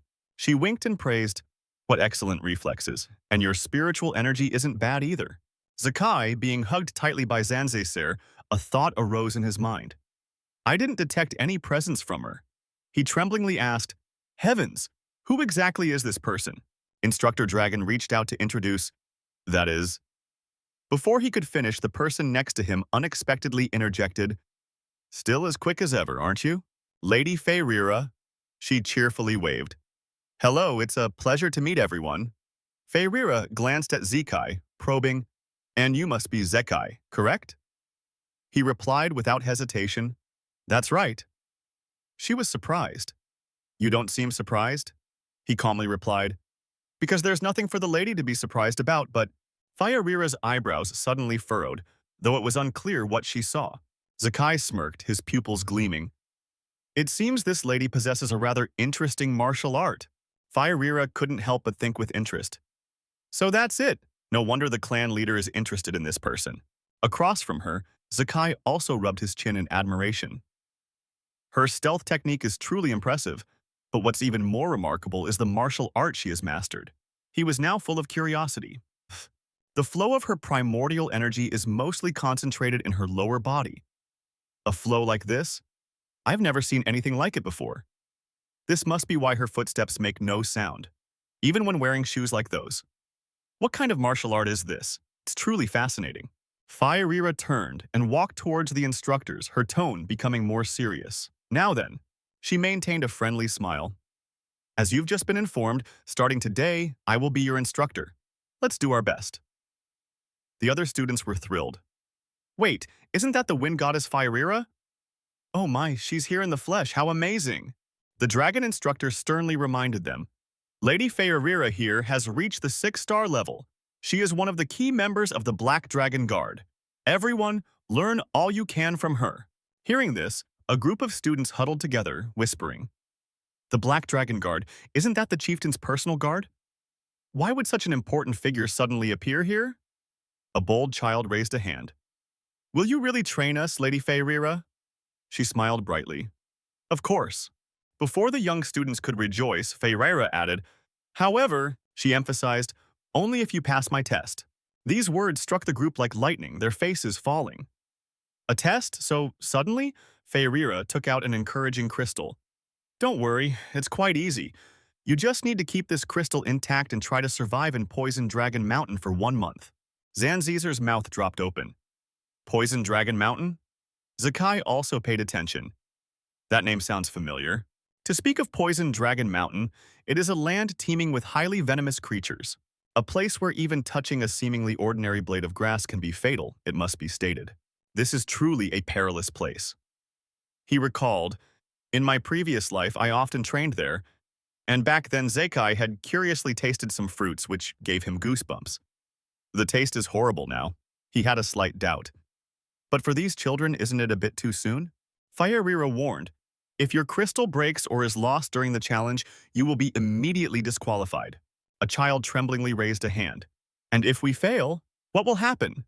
She smiled. Naturally, you will be expelled. If you survive, Feyrira explained, any exposure to toxins can be easily managed by correctly using the dragon's breath technique. As long as you keep your crystal intact, everything will be fine. Simple enough, right? Laika spoke up. But instructor, there are monsters there, she feigned surprise. Oh dear, well, then you just need to defeat them, Feyrira said, cupping her cheek as if it were obvious. And she didn't forget to add, otherwise you won't even have food, and you will perish before the test ends. The young students were bewildered. What? Can the dragon's breath technique really handle such creatures? Feyrira smiled brightly again, holding up 5 fingers and saying, You still have 5 days before the actual challenge begins. During those 5 days, each of you will choose a weapon from the El Hagon family's elemental martial arts and begin training. She gestured towards the table behind her. If you find a way to deal with the monsters, survival will be easier, won't it? But if you cannot master the martial arts within 5 days, Feyrira's voice deepened. If you cannot master the martial arts within the 5 days before, then I will not be responsible for anything that happens afterward. Another person offered an opinion. If the situation turns dire, you will help us, right? She waved her hand. Oh my. Feyrira was cold, with the demeanor of an instructor. Oh my. This is El Hagon. a place where the weak are eliminated and only the strong can survive. If you can't fight off the monsters, then such an outcome is only natural, isn't it? If you can't even pass a simple test like this, you might as well lie down on a bed with poison and monsters. Hearing this, the young students couldn't help but break out in a sweat. The three people behind Zekiel each had a different expression. He found it truly puzzling. This place is so different from the El Hagon I once knew. An imagined image from the past involuntarily appeared in Zekiel's mind when he was Japhiriel. He had held his tiny son and proudly boasted, "Father, look, this is your grandchild, so adorable." But now he stood frozen in wonder. "I don't understand. What is this all about?" Rira clapped her hands once to announce, "Enough chatter, now I will distribute the martial arts techniques for each weapon type. Come and get the technique scroll for the weapon you desire." One by one they stepped forward to choose, each looking bewildered. "What are you choosing?" Which one should I pick?" Zanzizer bit his trembling finger. "What should I do? What should I choose?" Sakai stepped forward to remind him. "Zanzizer, you should choose the spear. You used it in the entrance exam, didn't you?" He suddenly breathed a sigh of relief. "That's right. Thank you very much, sir." Laika, on the other hand, was still hesitating. Although there was also the great lightning spirit sword art. Even if it was just a basic level, Zekiel saw it and immediately intervened. "Wait, Laika," Zekiel advised. "You should choose sword techniques." She was surprised. "Me? Why?" He turned away, waving his hand lightly as he explained. "It will compensate for what you lack." Though she didn't understand, Laika still accepted. "If you say so, then I suppose I'll choose this one." After a while of choosing, everyone gathered again. "Have you all received enough?" "Then for the next 5 days until the challenge begins," Rira reminded them. "If you wish to survive, then train as if your lives depend on it. Otherwise, you will simply perish." Everyone who heard this turned pale with fear. Only Zekiel remained indifferent. She suddenly remembered. "That's right. One more thing. Senior students from previous batches will also try to seize your spirit crystals." Zanzizer was astonished. As for Zekiel, he was delighted. "That's more like it," Rira explained. "The seniors from the batch 10 years ago will also participate in the challenge, and their mission is to take your spirit crystals. But because your numbers are greater and Poison Dragon Mountain is very vast, you might not need to worry about encountering each other, though they will certainly hunt you, so try your best." Having said that, she waved her scarf and departed. Zanzizer turned pale, clutching his head. "What? Not just monsters, but even senior students will attack us?" Laika frowned. "The students from the 10-year batch are all 2-star rank or higher. Even I couldn't withstand it if ambushed by multiple people at once, so most others might not survive." Zekiel merely stretched calmly. "Indeed." She yelled in annoyance. "Hey, you!" He then suggested, "If you can't manage alone, then form a small group of 2 or 3. Cooperating to hunt monsters isn't forbidden. Isn't it better with more people?" Hearing this, Laika nodded. "That makes sense." Zanzizer asked in confusion, "Sir Zekiel, what will you do?" He smiled with great amusement. "Me? Of course, I'll enjoy the challenge by myself." The boy's eyes widened. "Enjoy?" Laika worried. "But even if it's just you." "No, perhaps you truly can." Zekiel cheerfully walked away. "Come on, before we start training, let's go find something to eat." She was speechless. "You really are a strange one," Zanzizer agreed. "Yes, sometimes he is." 5 days later, as the sun just peeked over the mountain range, its first rays pierced through the foliage, awakening the still slumbering forest. All the students had gathered. Everyone was tense for the upcoming test. Rira announced. "All right, truly a perfect day for the test. Everyone's here, let's begin." Zanzizer tightly gripped his spear, whispering to Laika with a hint of fear. "The day of the test is finally here." Laika, also feeling a mix of fear and worry, let out a small sound of agreement. Watching the other students diligently working, some setting up tents, others carrying supplies, Zanzizer chattered on and on. "Even though Lord Zekiel said so, is it really all right for me to go with Lady Laika? After all, there are many others in this class from more established noble families than me. I'm just a commoner, and I haven't earned any stars yet." Even though he had poured out his heart to Laika, the thought of these things made him tremble uncontrollably with fear. At that moment, a blonde-haired boy and a blue-haired girl approached from behind Zanzizer, having heard all his worries. The blue-haired girl was the first to offer comfort. "We're all in the same boat, Zanzizer." By natural reflex, Zanzizer turned to look, seeing the two of them. Teary-eyed, he happily called out, "Celine, Jamin!" Celine looked at Laika beside him, exclaiming with a mix of joy and shyness, "I still can't believe a commoner like me gets to go with Lady Laika." Jamin didn't say anything, but nodded in agreement with Celine's words. Laika looked at Zanzizer, Celine, and Jamin, encouraging them. "Whether noble or commoner, it doesn't matter. I'm going with you all because I highly value everyone's abilities."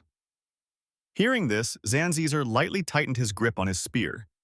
He briefly stated, "I understand." Then his voice became very serious as he promised, "I will try my best not to become a burden to anyone."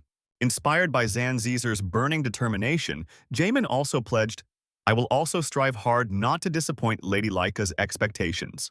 Laika smiled brightly and praised the three of them. "Good, I'm counting on all of you." Then she turned to Zekai and asked, "But are you really going alone, Zekai?" Zekai confidently and clearly replied, "Of course, I can't wait."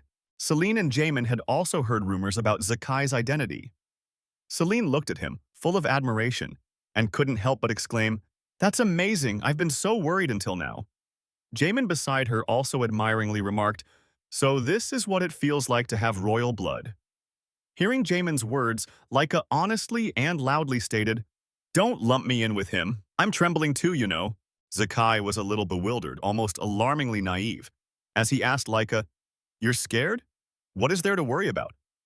Aren't Laika and all the excellent students gathered here already?" Seeing him discuss this issue so casually, as if it were of no importance, Celine, Jaimon, and Zanzizer were speechless and helpless. They coincidentally shared the same thought. "Actually, there are many reasons for everyone to be worried, Lord Zekai." Ignoring that topic, Laika teasingly asked him, "Do you also think they're capable?" Zekai smiled, but very seriously stated, "Of course." Looking at Jamin and Celine, whom Laika had chosen, he sincerely praised her ability. "She has successfully gathered the most promising students in the class. Laika has a pretty good eye for people, doesn't she?" Thinking this, he confidently stated, "Their defensive and offensive capabilities are both excellent. Your test will be easy."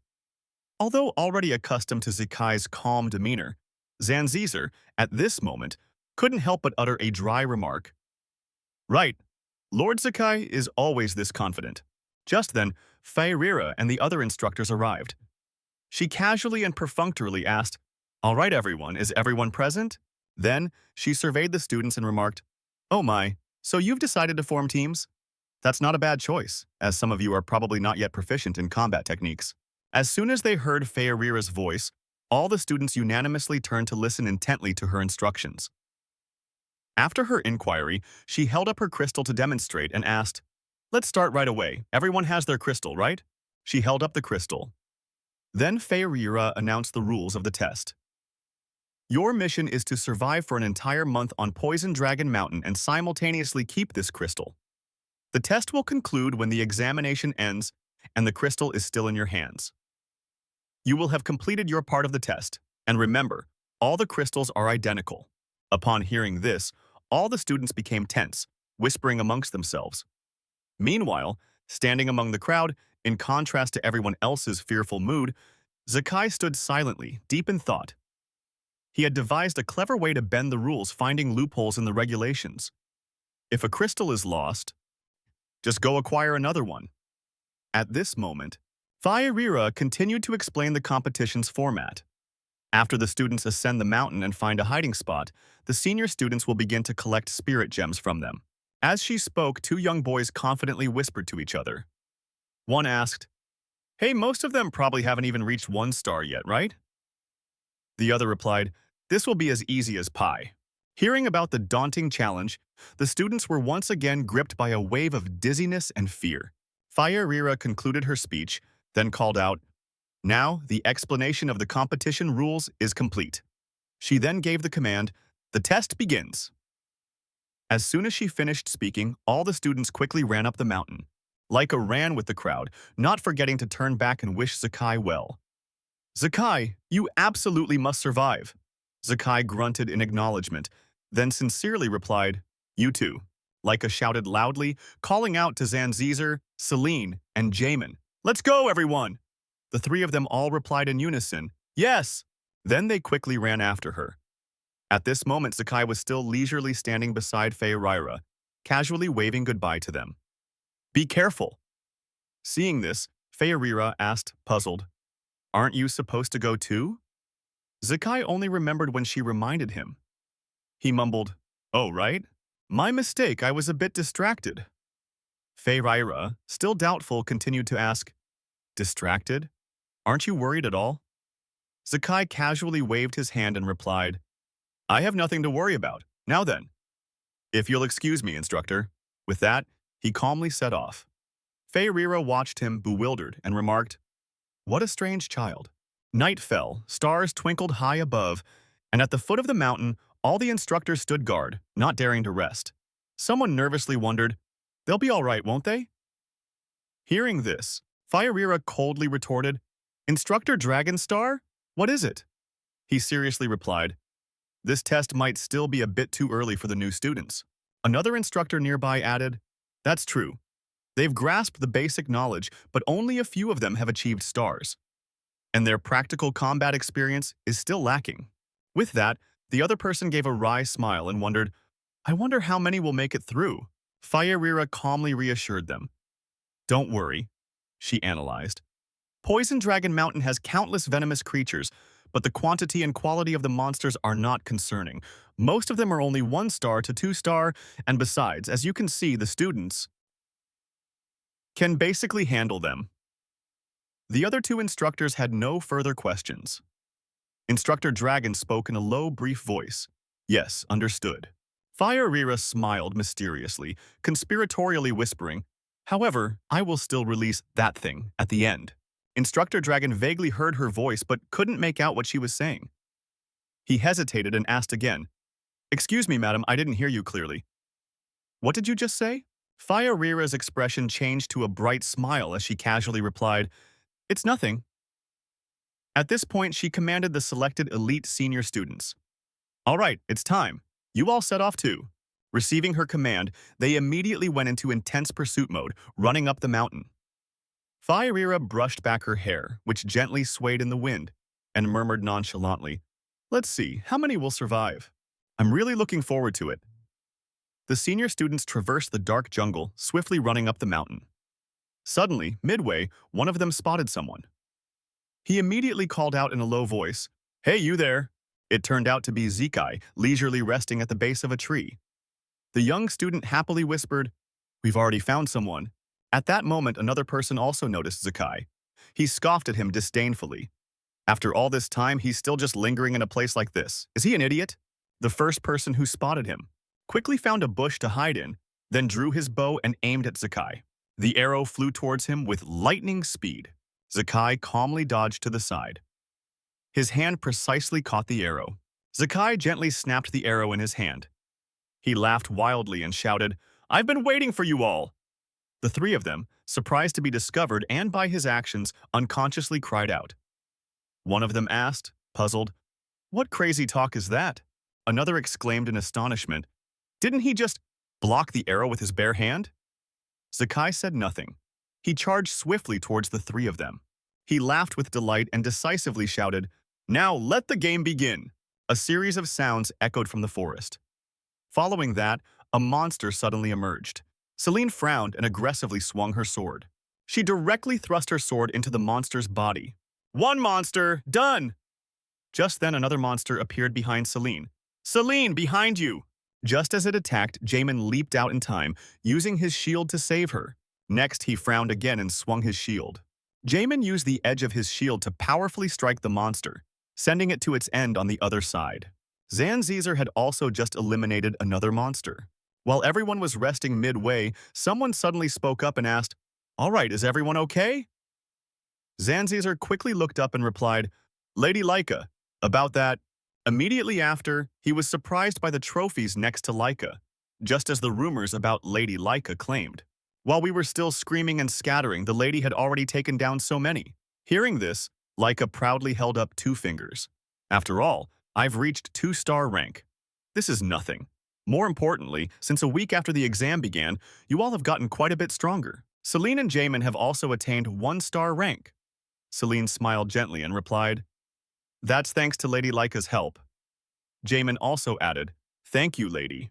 Zanzizer stood to the side, watching them with a somber gaze. They've both reached 1-star rank already, but me, I'm still… Celine caught his gaze and immediately comforted him. Zanzizer, you've gotten much stronger too. You'll reach 1-star soon. Jamin also nodded. Don't lose patience. Zanzizer forced a smile and said, "Thank you, guys." Laika approached from a distance and unexpectedly praised him. "Taking down a tree frog by yourself is quite impressive." She then encouraged him. "Besides, you also trained with Zekiel before the exam to refine your spear skills. Don't worry too much. You'll reach 1-star soon." Zanzizer, moved, called out, "Lady Laika." Just then, Laika suddenly looked up at the sky. "All right, it's getting dark. Let's head back to base." Celine immediately agreed. "That's right, it's really dangerous out here at night." By then, the sky was gradually turning to dusk. The sun slowly descended behind the not-so-distant mountains and forests. After night had fallen, a thin, light mist slowly spread through every corner of the forest. The group was currently returning, carrying their spoils. Zanzizer suddenly called out, "Lady Laika." Laika frowned, full of caution. "What are you doing at our base?" The moment she finished speaking, a pair of feet stepped out from the forest. Everyone in the group simultaneously heightened their vigilance and drew their weapons. "What?" A tall young man with a sword at his hip smiled gently and spoke. "So you finally noticed, huh?" Laika gripped the hilt of the sword behind her back and confirmed, "You're from the 10th year class, aren't you? Are you here to seize the crystals?" The senior openly admitted, "Precisely." Looking at the senior's smiling face, one of the 4 suddenly thought to himself, "Finally, the upperclassmen are starting their assault, and he's a 2-star. He suddenly spoke. "It's an obvious part of this test, but I didn't expect it to be Lady Laika's base." Meanwhile, Laika coldly pointed her sword at him. "Then why don't you go back? You can't harm us by yourself." The senior unexpectedly changed his demeanor in an instant and calmly retorted, "Right now, who said I came alone?" As soon as Laika turned her head, she saw another pair of unfamiliar feet appear. The blonde girl couldn't help but think with apprehension. 3 2-star individuals were right behind. One of them suddenly spoke, drawing his sword simultaneously. "Even if it's Lady Laika, carrying 3 dead weights makes it quite difficult, doesn't it?" So, the person frowned deeply and shouted, "Surrender now!" In the very next second, that person unhesitatingly brought his sword down where Laika had just been standing.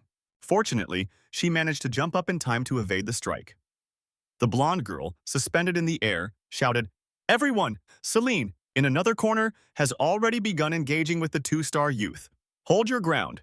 Jamin, on the other side, is no exception. He's raising his shield in front of himself. Until I return." Zanzizer gripped his spear with both hands, trying to fend off the continuous attacks from his opponent. The adversary kept attacking relentlessly, shouting, "Come on, hand over the crystals!" In this situation, Zanzizer suddenly thought vaguely, "What should we do in this predicament?" At some point in the past, Zekiel had spoken with a bewildered expression. "What? You're asking how to overcome a strong opponent?" Zanzizer, hugging his knees, replied, "Yes, I still don't have any stars, so if a strong enemy appears, I want to know what I should do." After rubbing his chin in thought, Zekiel unexpectedly uttered 2 words. "Give up." The blue-haired boy immediately flinched upon hearing this. "What?" He then explained, "It's obvious, isn't it? For someone with no stars, fighting an opponent of 3 or 4 stars is completely impossible." Zanzizer couldn't help but exclaim in disbelief, "No way!" Zekiel suddenly continued, "However, with 1 or 2 stars, it's still manageable." Zanzizer, hearing this, turned to look at him, slightly surprised. Zekiel then said, "You're worried about the upcoming test, aren't you? If my memory serves me right, most of the monsters on Poison Dragon Mountain are 2-star. I've also heard that the upperclassmen who attack us are mainly 2-star. In that case, there's still a way." He suddenly knelt seriously before Zekiel, as if awaiting instruction. "What way?" Zekiel raised 2 fingers and said, "Nothing new." Under Zanzizer's bewildered gaze, he smiled and revealed the secret. Exploit weaknesses, that's all. Weaknesses? Zekai nodded in agreement. Exactly. You can defeat a 2-star enemy. Even someone with no star rank like you can turn the tide if you find their weaknesses. Me? Zanziser asked seriously again. But how do we make them reveal their weaknesses? He immediately replied with just 2 words. Endure attacks. Endure and keep enduring. Zekai leaned slightly, the corner of his mouth curving into a mischievous smile. Keep taking hits until you see your opponent's weakness. The blue-haired boy immediately flinched and let out a loud shout upon hearing this. What? Zekai casually retorted. Why so surprised? You're facing an opponent stronger than you. What do you think someone as weak as you can do? Zanziser suddenly clutched his pants. That's true. But can I endure it? Zekai immediately corrected him. It's not about whether you can endure, but that you must endure. If you can't do that, then defeating a strong enemy is a pipe dream. His words seemed to awaken the boy. He fell silent for a moment, then Zekai rolled his eyes and continued to advise. That said, a special opponent like Laika, the unique electric girl, or even someone like me? With your current self, you can endure a 2-star opponent. Don't worry too much. Zanziser bowed his head slightly and mumbled, I think so. Zekai, however, pointed out bluntly, Zanziser, you're still quite self-conscious. Zekai stared intently at him, adopting a lecturing tone. Believe in yourself. That's a crucial factor in becoming stronger, you know? I know that, but not letting the blue-haired boy finish, he pointed directly at him and continued, Then let me give you another piece of advice. Zekai smiled brightly and uttered a sentence. Don't overthink a problem. Zanziser's eyes showed disapproval, but Zekai launched into a philosophical monologue. You don't need to think about finding weaknesses or different powers. Zanziser, during the fight, still gripped his spear tightly, as if ready to strike at any moment. Just patiently wait for the opponent to reveal a weakness and use your spear to pierce that weakness. That's all it takes. The blue-haired boy, kneeling on the ground, stammered, repeating a few words. Pierce directly? With the spear? Zekai immediately replied, Exactly. This is the secret to overcoming strong enemies. Back in the present, Zanziser's opponent couldn't help but exclaim, This guy is really tough. Meanwhile, he parried and thought to himself, That's right, I'm weaker than him right now, so I have to endure and wait no matter what until an opening appears. Even though his whole body was trembling, Zanziser still maintained a resolute expression, trying to block every incoming blow. The opponent suddenly cursed loudly. Damn it, that guy! He leaped up, preparing to attack the blue-haired boy from above. Die! At this moment, Zanziser suddenly furrowed his brows, his eyes resolute. He gripped his spear tightly and swung it forward. A blue star unexpectedly appeared at the center of the vortex in his eyes. Zanziser powerfully thrust his spear straight towards that spot. In reality, he struck the abdomen of the 2-star youth, causing the sword in his hand to fly out. Ugh. In a daze before losing consciousness, he still muttered unwillingly, Impossible. After that, he completely lost consciousness in front of a tired and panting Zanziser. The star on his chest suddenly shone brighter than before. Meanwhile, Laika was frowning and charging forward. It seems the other side is finished. The senior opponent suddenly cried out in alarm. Impossible. I'm also a 2-star, but... He parried a blow from Laika while gritting his teeth and hissing. Why is there such a disparity? Laika then suddenly recalled the book with the axe symbol. She unconsciously thought to herself, Because I learned axe-wielding skills, I had to put more effort into my greatsword. That's why Zekai suggested axe-wielding skills to me earlier. Golden electrical sparks suddenly emanated from Laika's body. Targeting us was your misfortune. Seeing those electrical sparks, the senior opponent couldn't help but turn pale and cry out, No! In the next 2 seconds, she unleashed a high-voltage electrical current which severely shocked the senior opponent. It's over. After he fell to the ground, unconscious, Laika quickly turned back. As soon as she arrived, she anxiously asked loudly, Is everyone all right? Laika suddenly noticed Zanziser next to her, his eyes shining like 2 headlights. The very next second, you could see some car headlights. All 4 cheered in delight. We won! Celine happily spoke to Zanziser. Congratulations on reaching 2-star. Zanziser, you did it. Zanziser replied emotionally, Thank you both, I'm so happy. Laika stood to the side, watching with a secret smile of relief. Now everyone has reached the star rank. They can steadily fight against opponents of the same level. Then she suddenly turned away, muttering, I wonder how Zekiel is doing. At the same time, in another part of the forest, noises ceased to emanate from the canopy in the night. A certain ponytailed young man was running for his life as if escaping from something. He ran while crying, "Don't come here! Don't come here! Damn it! What is that thing?" Zekiel's back figure, stepping on the guy's teammates, suddenly appeared. "What is that monster?" A girl and two male students were running out of the forest, flustered and sobbing. "Help! Don't come near me! Don't come!" In another direction, a figure was lightly dragging someone else by the collar. What's wrong with that guy? What a monster. It was Zekiel. He was smugly holding the collars of two other people in his hands. What's wrong? Is there no one left to play with me? Zekiel said nothing but just laughed aloud in amusement. The students ahead ran away frantically, not daring to look back. That guy is truly crazy. Why is a junior hunting the seniors like this? Weren't we supposed to be the hunters? While still running, a blue-headed kid tripped, pressing his round cheek right against the ground. The boy sat up, inching backward in fear. "Damn it, my leg is stuck." Zekiel, with his tall back, was slowly walking over, looking incredibly terrifying. "I'm bored of this pointless game of tag." Zekiel flashed a demonic smile. His eyes went completely white as he reached out his hand as if hypnotizing. "Come on, stand up. Come here and fight me." The other boy's eyes dilated. He looked on in panic. "Hey, he looks like he lost consciousness." With two white eyes and a trembling body, he was lifted up by Zekiel. The boy exhaled a breath and passed out just like that. His face had no vitality left. Fainted on his own? Seeing that, Zekiel could only feel helpless. Oh my!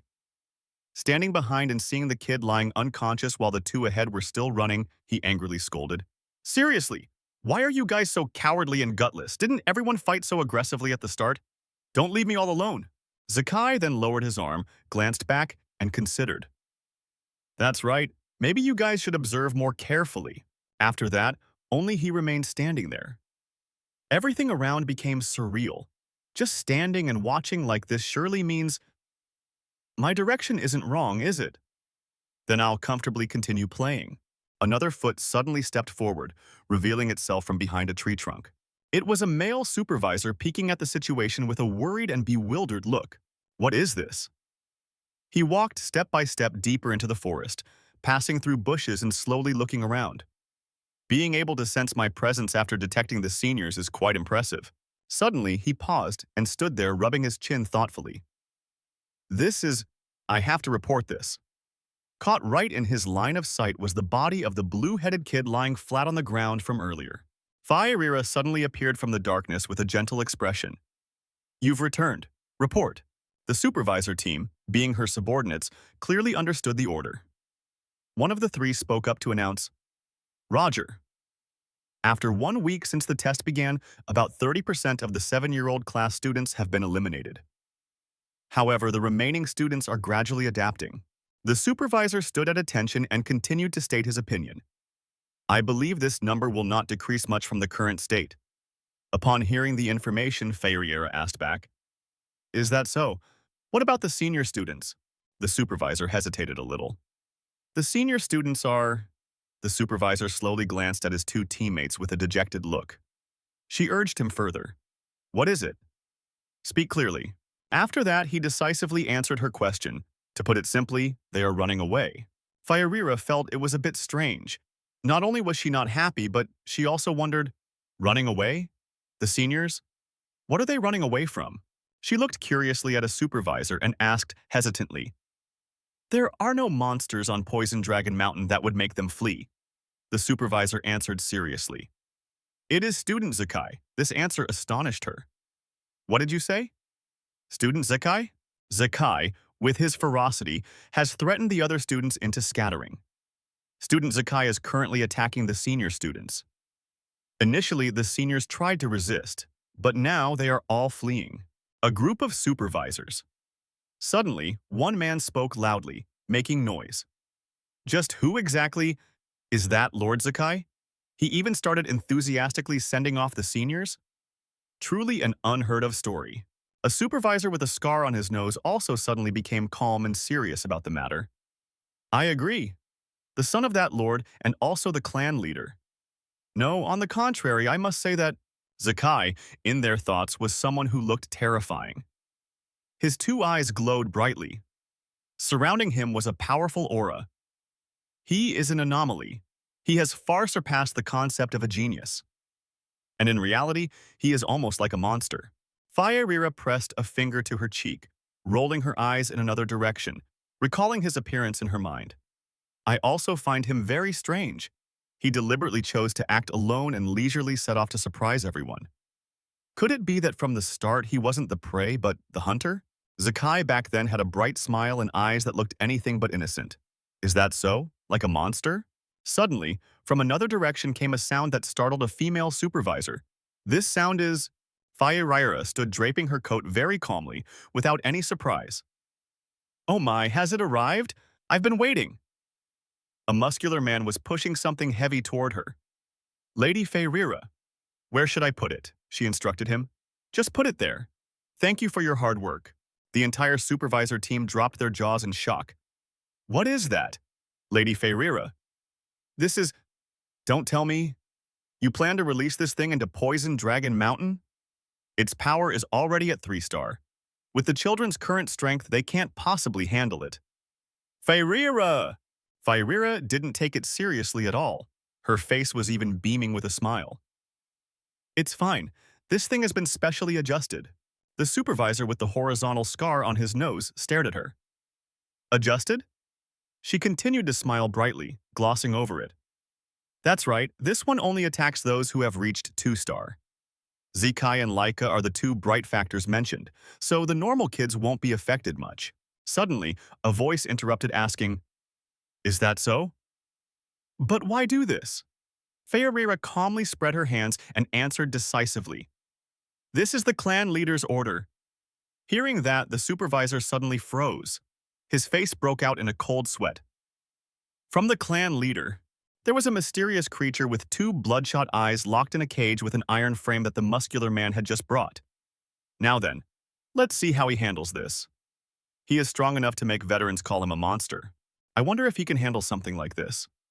Feyreira's expression suddenly darkened, looking very gloomy. She smirked with an ambiguous smile. Release it at dawn. Scene changed to when the sun shone brightly through the canopy in the forest. Zanziser held a long pipe in his hand and looked forward with curiosity. Celine also sensed something strange. Did the ground just shake a little? Laika, walking in front, frowned. Then she assessed the situation with a serious face. Seems so. What is it? It feels very strange. A blond boy standing nearby looked on innocently. Is it the upperclassmen again? Zanziser started spouting random thoughts, giving Laika a headache. Maybe it's a monster, like a ferocious wild boar or something similar. Her expression got worse and worse. But why do I have a feeling? Suddenly, a loud and violent noise reached their group. From above their heads, a massive ancient tree was tilting, about to fall. Laika realized it and shouted loudly to warn everyone around. The tree is falling! Everyone move! The group of them struggled to quickly dash out of the way of the falling massive tree trunk, Laika. Once they dodged it and looked back, they wondered. What was that? Celine realized with a frightened and bewildered look. That is... Zanziser trembled in fear, looking up while the boy beside him stood staring intently. A monster with a body made entirely of rock and 2 bloodshot eyes appeared abruptly. A golem. Zekai was looking up with an indifferent, carefree expression.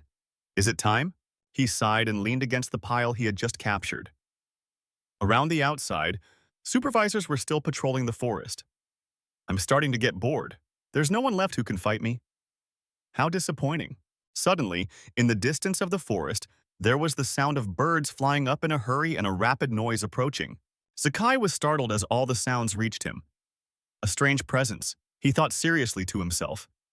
It's been a long time since a monster of this level appeared. He